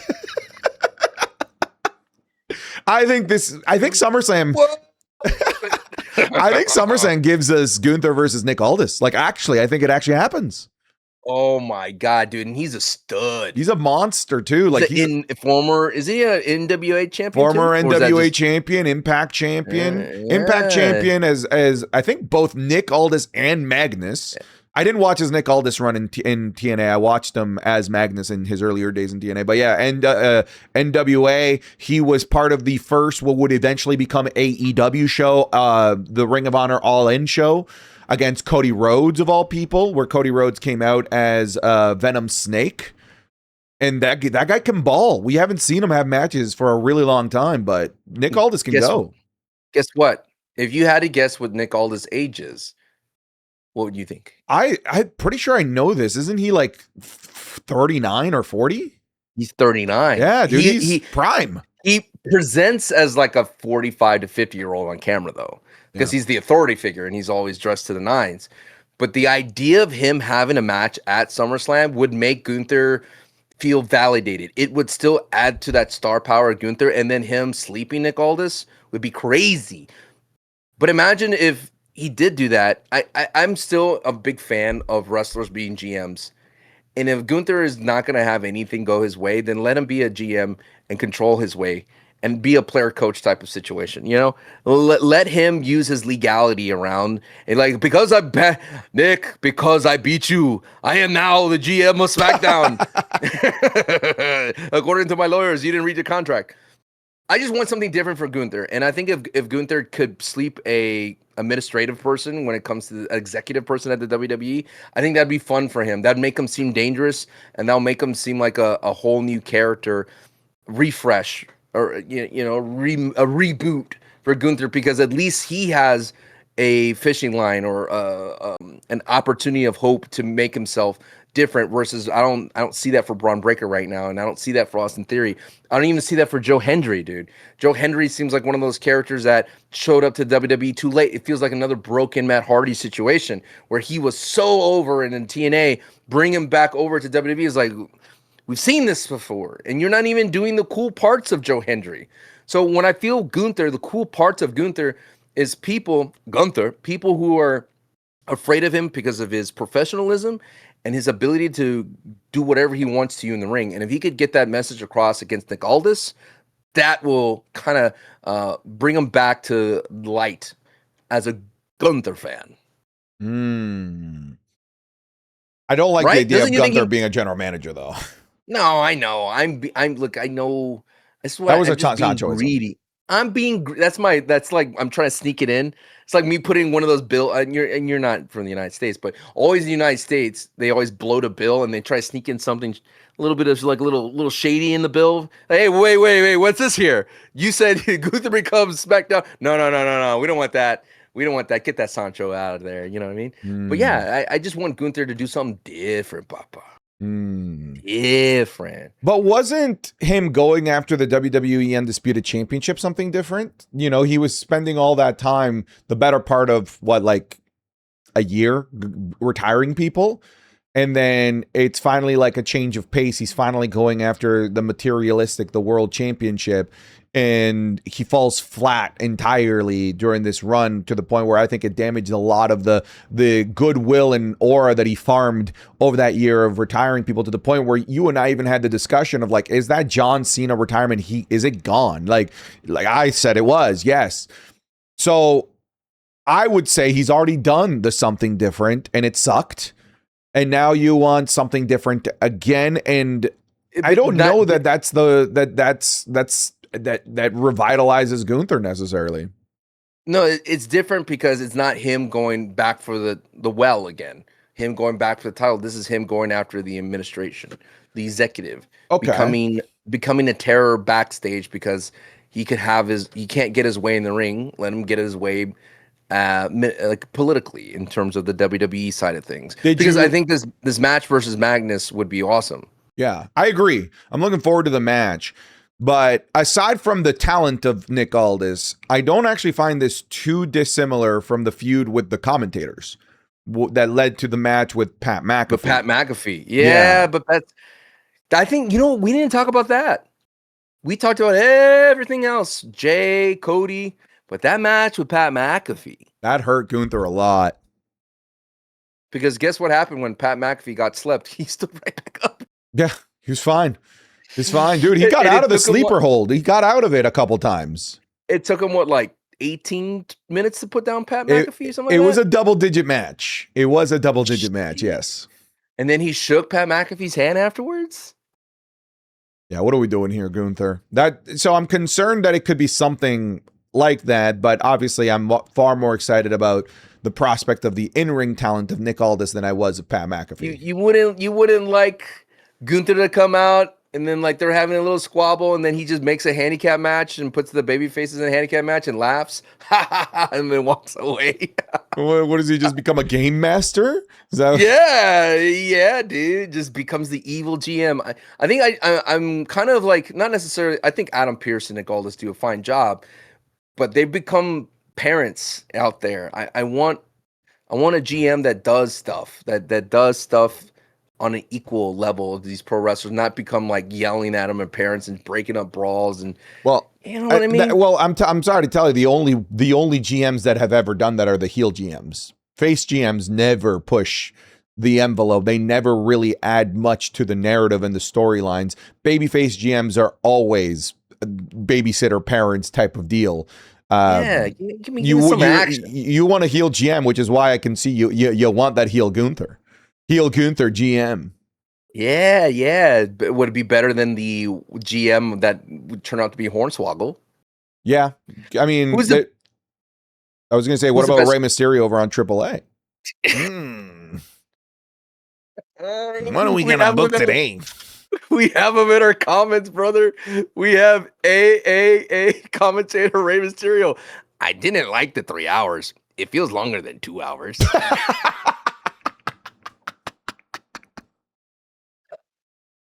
Oh, that's good. Oh my God, dude. That's awesome. They're everywhere. We created a problem of weeds everywhere. Saturday's main event, Jesse Ventura. Do you think that Wesley cutting his hair contributed to his downfall? Make it make sense. Oh man. It all started with one Arbok. It started with one Arbok. New Heat Order profile. Hey, I'm New Heat Order, and I'm New Heat Ordering over here. Oh, good Lord. All right. We did this to ourselves. We did. So we're predicting Gunther and all this could happen at SummerSlam. You got any other SummerSlam predictions? I think we get a... Here, all right. Is this a safe place? Sure. That should be a profile name. Is this a safe place? Say the dumbest thing ever in the comment. Dumbest booking. I think we're going to get Danhausen versus Judgment Day. I think we get a little bit of that at Saturday's main event. I think that is going to be the Saturday's main event. And I think it accumulates accumulates into a match at SummerSlam. I think you're going to get Danhausen with his gingerbread man. I think they do stretch it out that freaking far. I think that's going to be the premiere of it. Baron Corbin keeps saying this is all fake news type of thing, that he's not going to be up because they said his contract with MLW is up and all his obligations are done. and then he pushes back on it. But I think you get Danhausen versus Judgment Day in 3v3, some type of with situation his zombies, Danhausen and yeah, his with the zombies. stable, Danhausen and the zambies. Yeah, definitely Versus something. Judgment Well, something involving Danhausen and that Nick shirt it gets resolved at Saturday night's main event though, because it's Yeah, it's because that's gonna be in the hometown of it all. That's in the same place, the same city, in the same building. But when you think about that, and then Dominic Mysterio, it feels like what else is there for the Judgment Day? Dom doesn't have the IC title. I mean, he's gonna be busy with AAA. It keeps JD McDonough around, and then the way Liv Morgan keeps poking the bear with Danhausen. So I think that's gonna happen. I also think safe place once again. LA Knight versus Jey Uso. Yeah, okay. I was gonna ask you about LA Knight and Jey Uso. Is there a place somewhere in that match for Solo and Jimmy? Maybe. I love the buddy cop adventure of Solo and LA Knight. It's pretty fun. I agree, but like, is it maybe a tag match between those two? Is there, does Jacob Fatu join the equation, and then maybe, hear me out, LA Knight and Solo Sikoa's third man is a returning Drew McIntyre, who equally despises the bloodline. And it's three guys that, by the way, do not like each other. It would be a three-way friendship of pure convenience. An enemy of my enemy is my friend, even if it's just temporary. What do you think of that? That'd be a fun way to get Drew to come back, right? It's the mystery man, classic mystery man. And we could throw out all these people, and people are like, "Oh, it could be Zilla Fatu, not so fast." Boom, Drew McIntyre. that could be a Zilla Fatu debut. Sure. Like he's a fourth man that gives the bloodline the numbers, and that's how they win. I'm sick and tired of Zilla Fatu and Performance Center to show up. All right, I'm tired of these news and reports.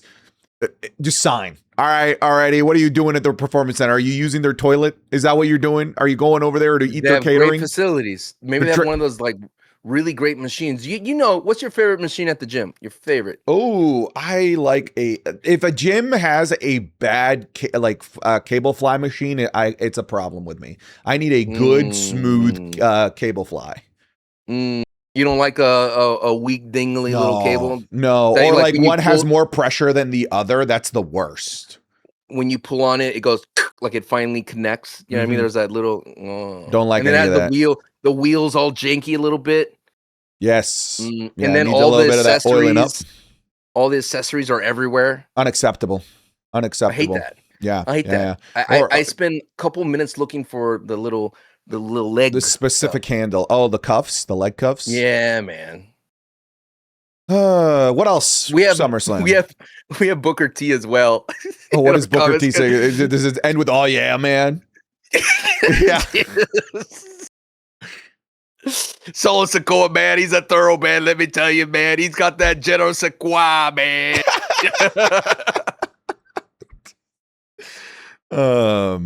CM Punk and Cody, maybe? Yeah. Are you feeling that? Like that?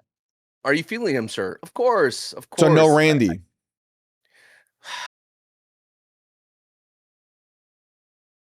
Seems like you're leaning towards no Randy.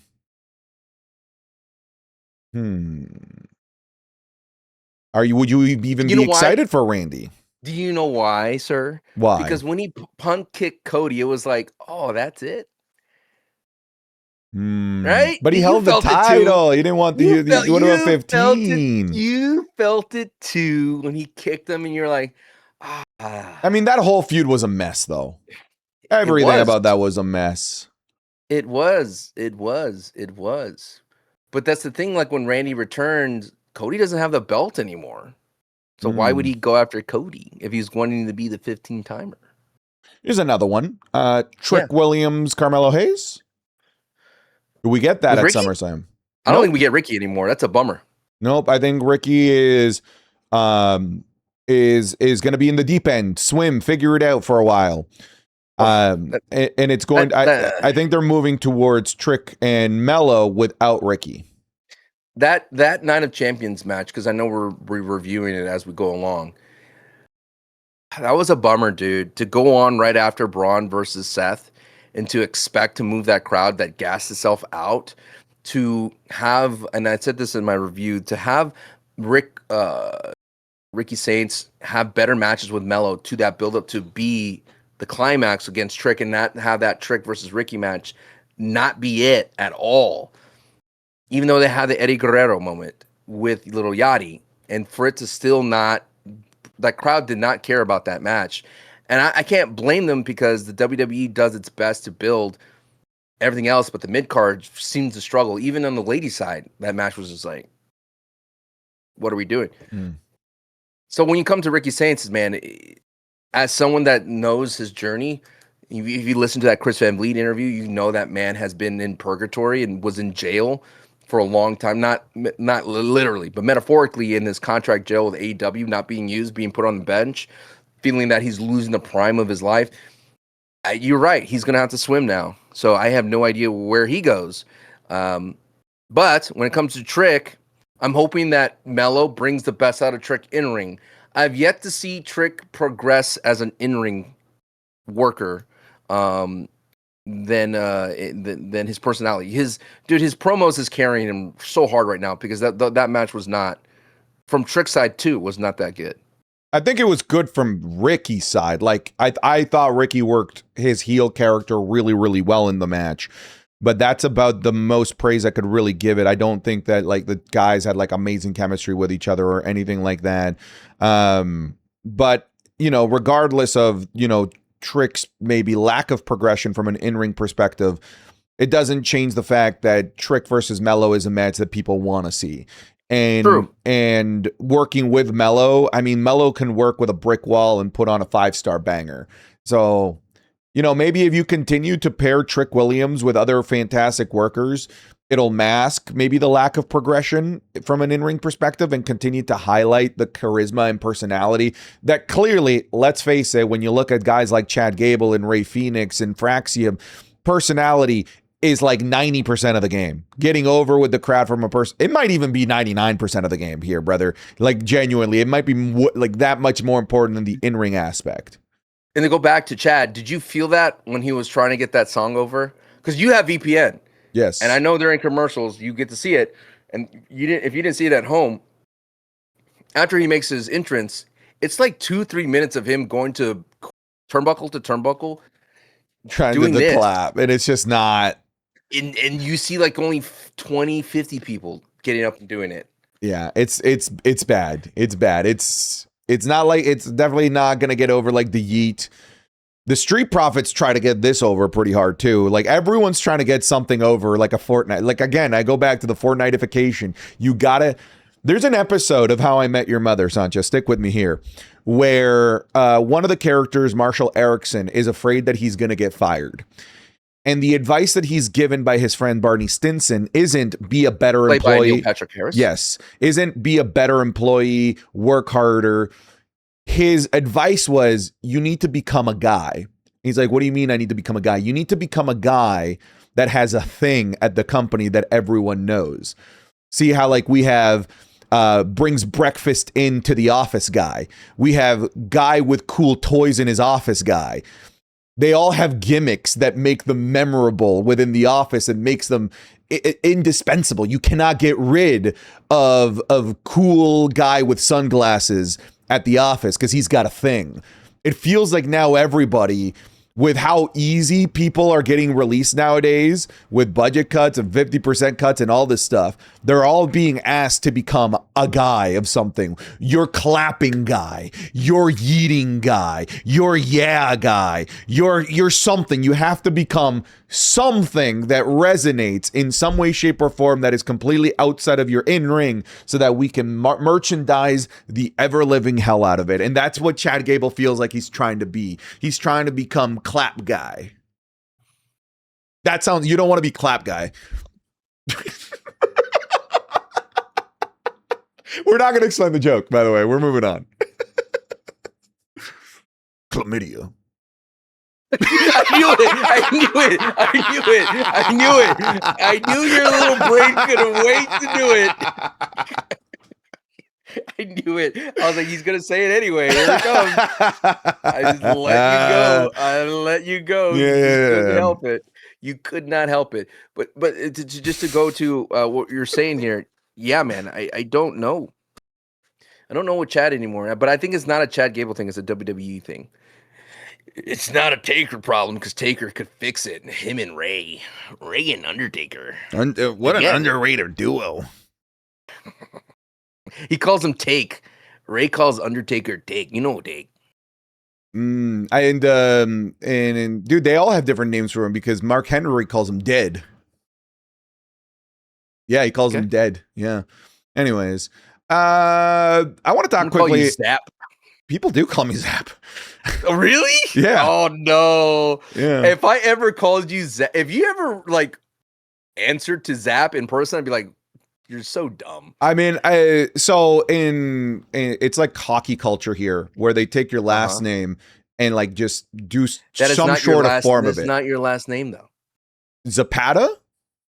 No, but Zap. It's no. You didn't hear me. But no one knows your last name. No one knows your last name. A lot of people know my last name. It's literally it's not a secret. It's in my Instagram because you can't put fake names there to be verified. Can. Oh, can you? You can. Wait, how'd you do it? Oh, did you do it as a business? No. Wait, what? Yeah. Oh, anyways, my full name is out there. But yeah, in sports in Canada, they always take your last name and like short form it and make that your nickname. So like all throughout my sporting youth career, coaches annoyingly called me Zap. In the badminton days, called me Zap. One coach tried to make Zippy a thing. I'm like, we're not making Zippy a thing. You're not starting Zippy, bud. Okay, but that's you in real life, but people don't know your full name. They only know Santi Zap. Yeah. So it's the same thing of calling you Zap and you're going, yes. You know what? I would like to be called Zap moving forward just to annoy Sancho. Moving forward, God. I am now Zap. You know what you just spawned? Another commenter?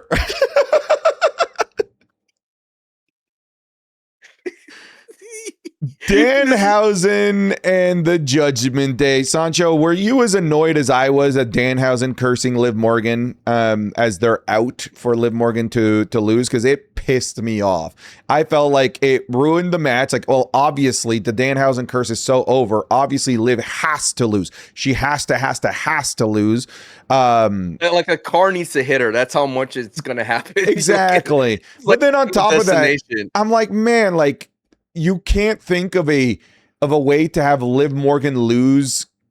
You're so afraid of her losing clean that you have to rely on the curse for you to justify a clean loss to Liv Morgan. It's almost as if I don't know. You should have put her in this tournament in the freaking first place.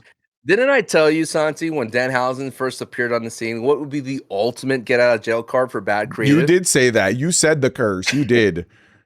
I did. It is a get out of jail free card. You're 100% right. It's like, how are we going to make X person lose? How can Cody Rhodes lose? Oh, we curse him. That's how we do it. That's it. That's how we're going to get. But I think what really hurt me in that moment, because I saw the business side of it the most, Santi. I wouldn't mind Danhausen and curse Liv Morgan because he does what he wants, as Danhausen does. But to do it on ESPN in the ESPN hour, for just Danhausen to come out and be like, I am Danhausen, and then Liv just coming out for no reason to take her business right there, right before her match. Come on, Liv. You're supposed to be a smarter tactician than that. Come on, man. Can't do that. I agree. That's why I think that, like, now he's going to curse everyone in the Judgment Day. You say meow? I said now. I did not meow. Speaking of meow, somebody said something on Instagram that really blew my mind. Why don't we pronounce the meow in the word homeowner? Homeowner. Yeah, that's one word, but home, H-O-M-E. Meow. Homeowner. There's a meow in there. There's a meow right in the middle of homeowner. Homeowner. Homeowner. Let's make it a thing. Okay. You know what else you just spawned? You're spawning them everywhere. I know, man. It's what we do. I think people are worried, dude. I am worried. I think what happened when the WWE does not produce brain rot for the Santi Zaps and the Sancho Maniacs of the world, it produces its own brain rot. And that's the problem. That's the brain rot power has to go somewhere, and now it's eating us within. Okay, it's husking us out. We're a cordyceps. We're like one of those zombie ants right now, and the brain rot is eating our community alive. We're in all the bread products right now. That's what's happening. Dog, let's just do new heat order. Oh, the new what Don't leave. overall? Don't leave. If you want to see our thoughts on Night of Champions, we made our reviews. There's one on Patreon as well for mine with clips and things like that. I thought overall Night of Champions did its job. Is for you to be like, you need to start watching B tier pay-per-views because Sami Zayn could win, and you missed Agreed. it. You almost missed it. For what? For a group stage match that in the 0-0. Hey, I did both. You did. Mhm. How was that? Was that like exhilarating to jump to one thing to another? Like, Yeah, it was awesome actually. Because the ending of Sami Zayn right into a World Cup game. That was a cool ping pong of emotions.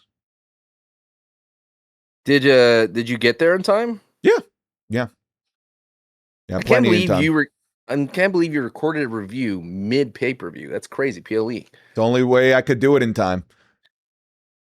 The people liked it because you were like, okay, I know what I said that this might not be a big Yeah. elite, but Sami Zayn just won. Everything has changed. I'm considering doing the reviews like that moving forward because it did allow for me to get out of there early. But at the same time, the WWE, they literally have 15 and 20 minutes between each match. Yeah.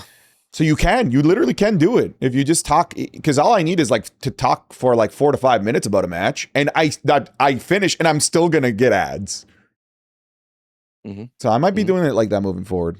That's it. All right, new heat orders, the buzz and pizzazz everyone's excited about. You have to be an active competitor. You have to be on TV at some point, even a PLE, to be on this list. Okay. Shout out to Goose Lesnar, who's been keeping track of everything that we have here for new heat order. And do you want to know who is currently sitting at number 1? Isn't it Oba? It is Oba Femi. Yeah. And Lyra Valkyria made the list last week for us. Good for and her. did you like the new reveal? I kind of Lyra did. Valkyria, wearing the Gru Despicable Me shirt, no makeup, having her hair in a bangs back. Yeah, I liked it.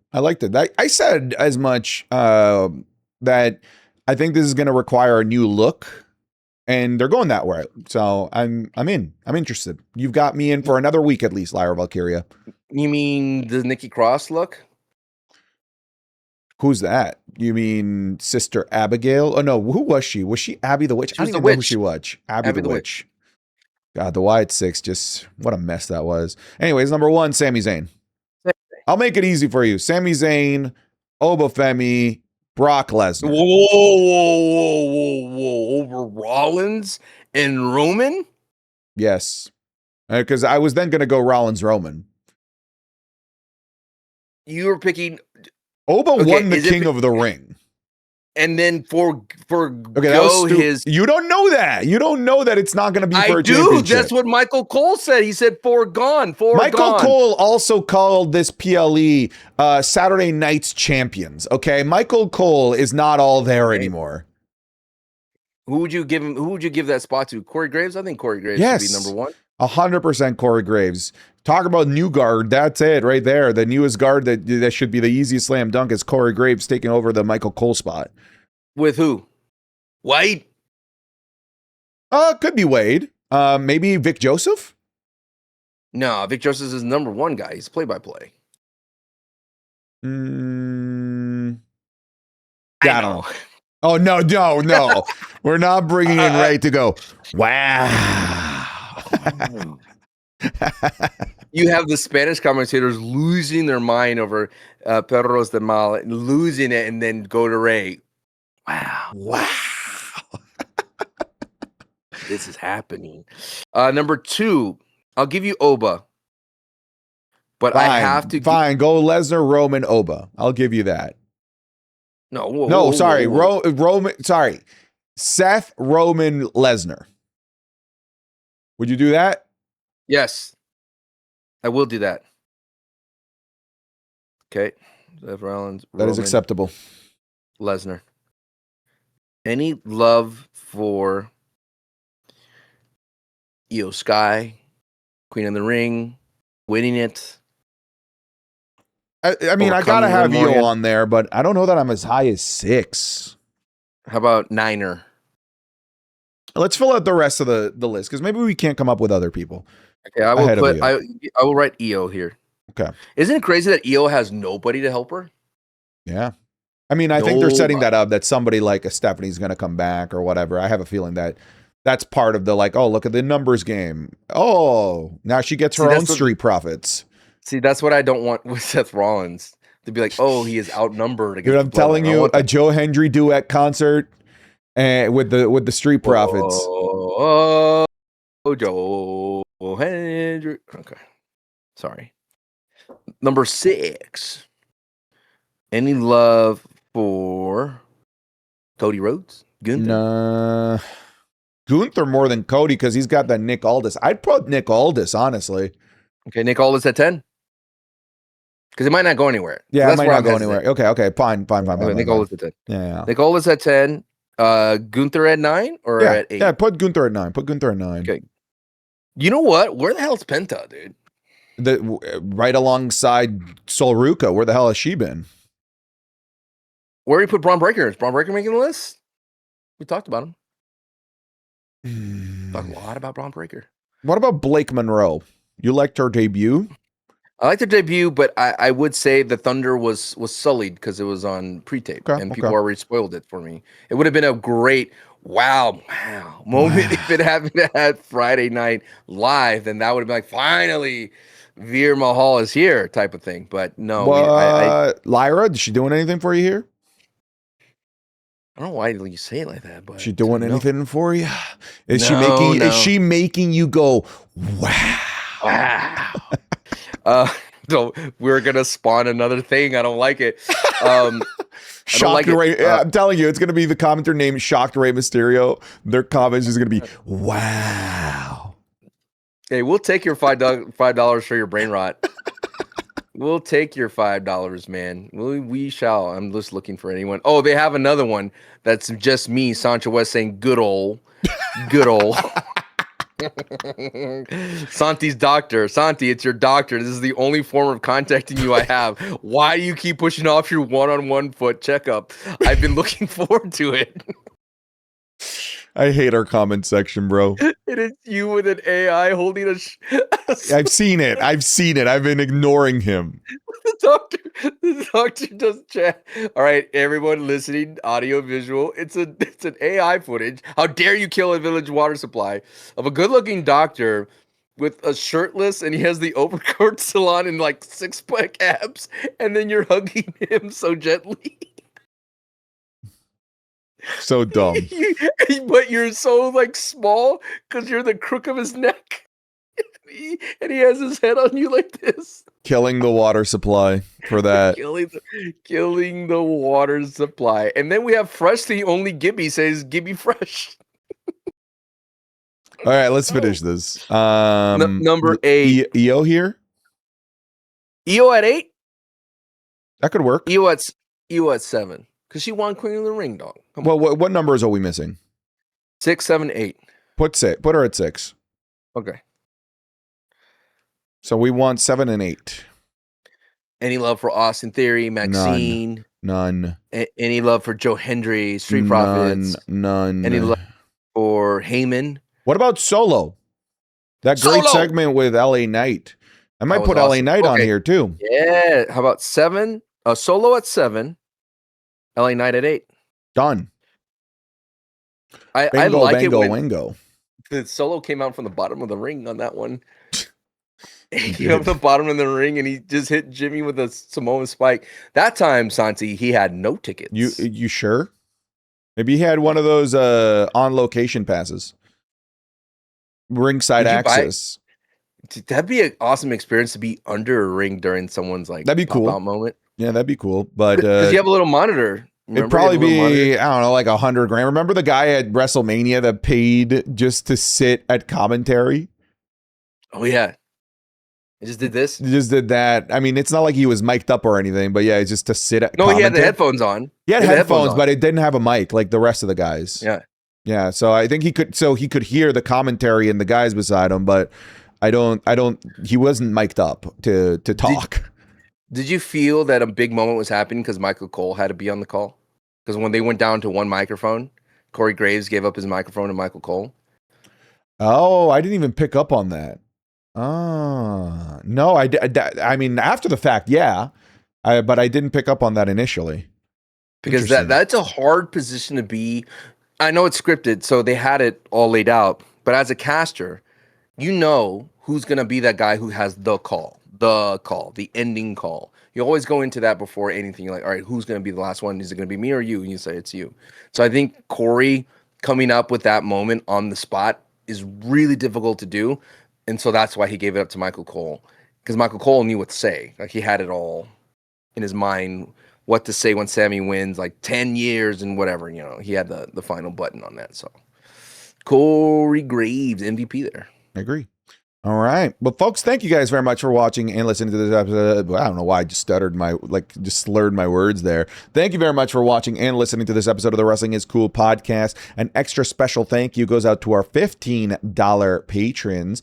They are the producers of the show. So a thank you goes out to Pinch It Ads Go Away, Toasty, Ayo Salguero, Acknowledge, Active D4C, Aiden Fortner, Aco 4559, Abreem Zuda, Alex Regal, Alex, Alfie the Chosen One, Amalek, American Nightmare, and that's the last bite. Antony, Eric's, Ariel Pacheco, Arrogance, Arturo Gonzalez, Ashley Rennell, Ozzy Kingslayer, Alwyn Dargan, Abida Wepa, Baldy, Ben Phillips, B Hostile, Big Cat, Blenda, Bluefish, Brad Davis, Braden Primo, Brandon Barger, Brandon Diamond, Brody Cyphers, Bubba Moore, Bubba the Big Fella, Bunny Swag, Cameron Warren, Cameron Talks WWE, Carlito CB, Chad, Chainster, Chance Painter, Chandler Swinford, Shy Town Boy, Chris Butner, Lucas, what?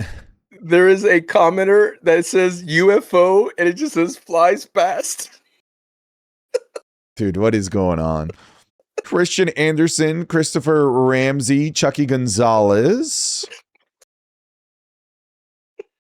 Clayton Warford, Cody Rhodes, Colby Mayo, Cool Whip Tim, Corey Lyles, Crispy, Daily Vlogger, Damian Martinez, Dan Schubert, Darth Squiggles, Darth Taters, Derek Barnhart, D. Lopez, Dominic DeCoco, Drake Hughley, Dylan, Eagle Steve, Eddie Leahy, Egg Toast, El Juan de Americano, El Joshi, Eli Drake is all elite, Eli Parker, Elmer Rodriguez, Elvis DePresley, Erdem Yasahi, Eric S., Eric Reese Romero, Ethan Richardson, Everybody Loves Henry Ramon, Isatch, Dick and Balls, Fletcher Walpole, FMFCMA, Foster, JK, Freddie Trejo, Freelance Hot Takes, Frenzy Wrestling, Fresh, The Only Gibby, Freezer, Fugnux. There he is. Gavin talks about Gable. Oh yeah, that's a brain rot my community came up with for the song What? Gay Bull. People were like, are they talking about a homosexual bull, or are they talking about a homosexual bowl of cereal? But leave it to my community. Leave it the gay bull community. Gilbert Deans, Goatman of Cheese, Godspeed, Goonhausen, Goose Lesnar, GXA Man, Harrison is better, Heath Robertson, Henry Volpole, Hey Shakes, I can't think of a funny. I witnessed Blake's debut. Ian Kelt's Magic. Issa says Soul Being. Again, cut off, sorry.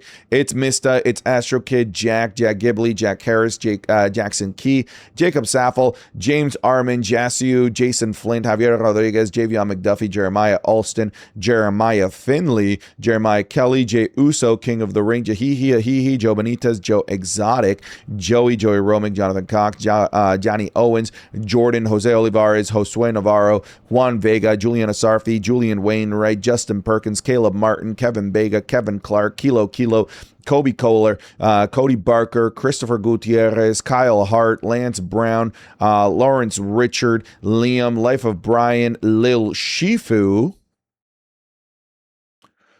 Look, it's Pac-Man Wepa. Lucho cost me my parlay. Luis Jimenez, Luisito El Calvo, Lukester Gaming, Madison Moody, Manny Venegas, Mark Marnie YCSM, Mason Matthew Oberg, Mossy, Maxine is feeling the pressure, Micah Davis, Michael Murnane, Miguel Paredes, Mohamed Albanai, Mongo, Nate Finley, Nemo, Freezy, Nicholas Protopappas, Nicholas Kyle, Nicholas M. Deskovich, NyQuil Pad, NXT commentator Booker T, I'm assuming. It just got cut off.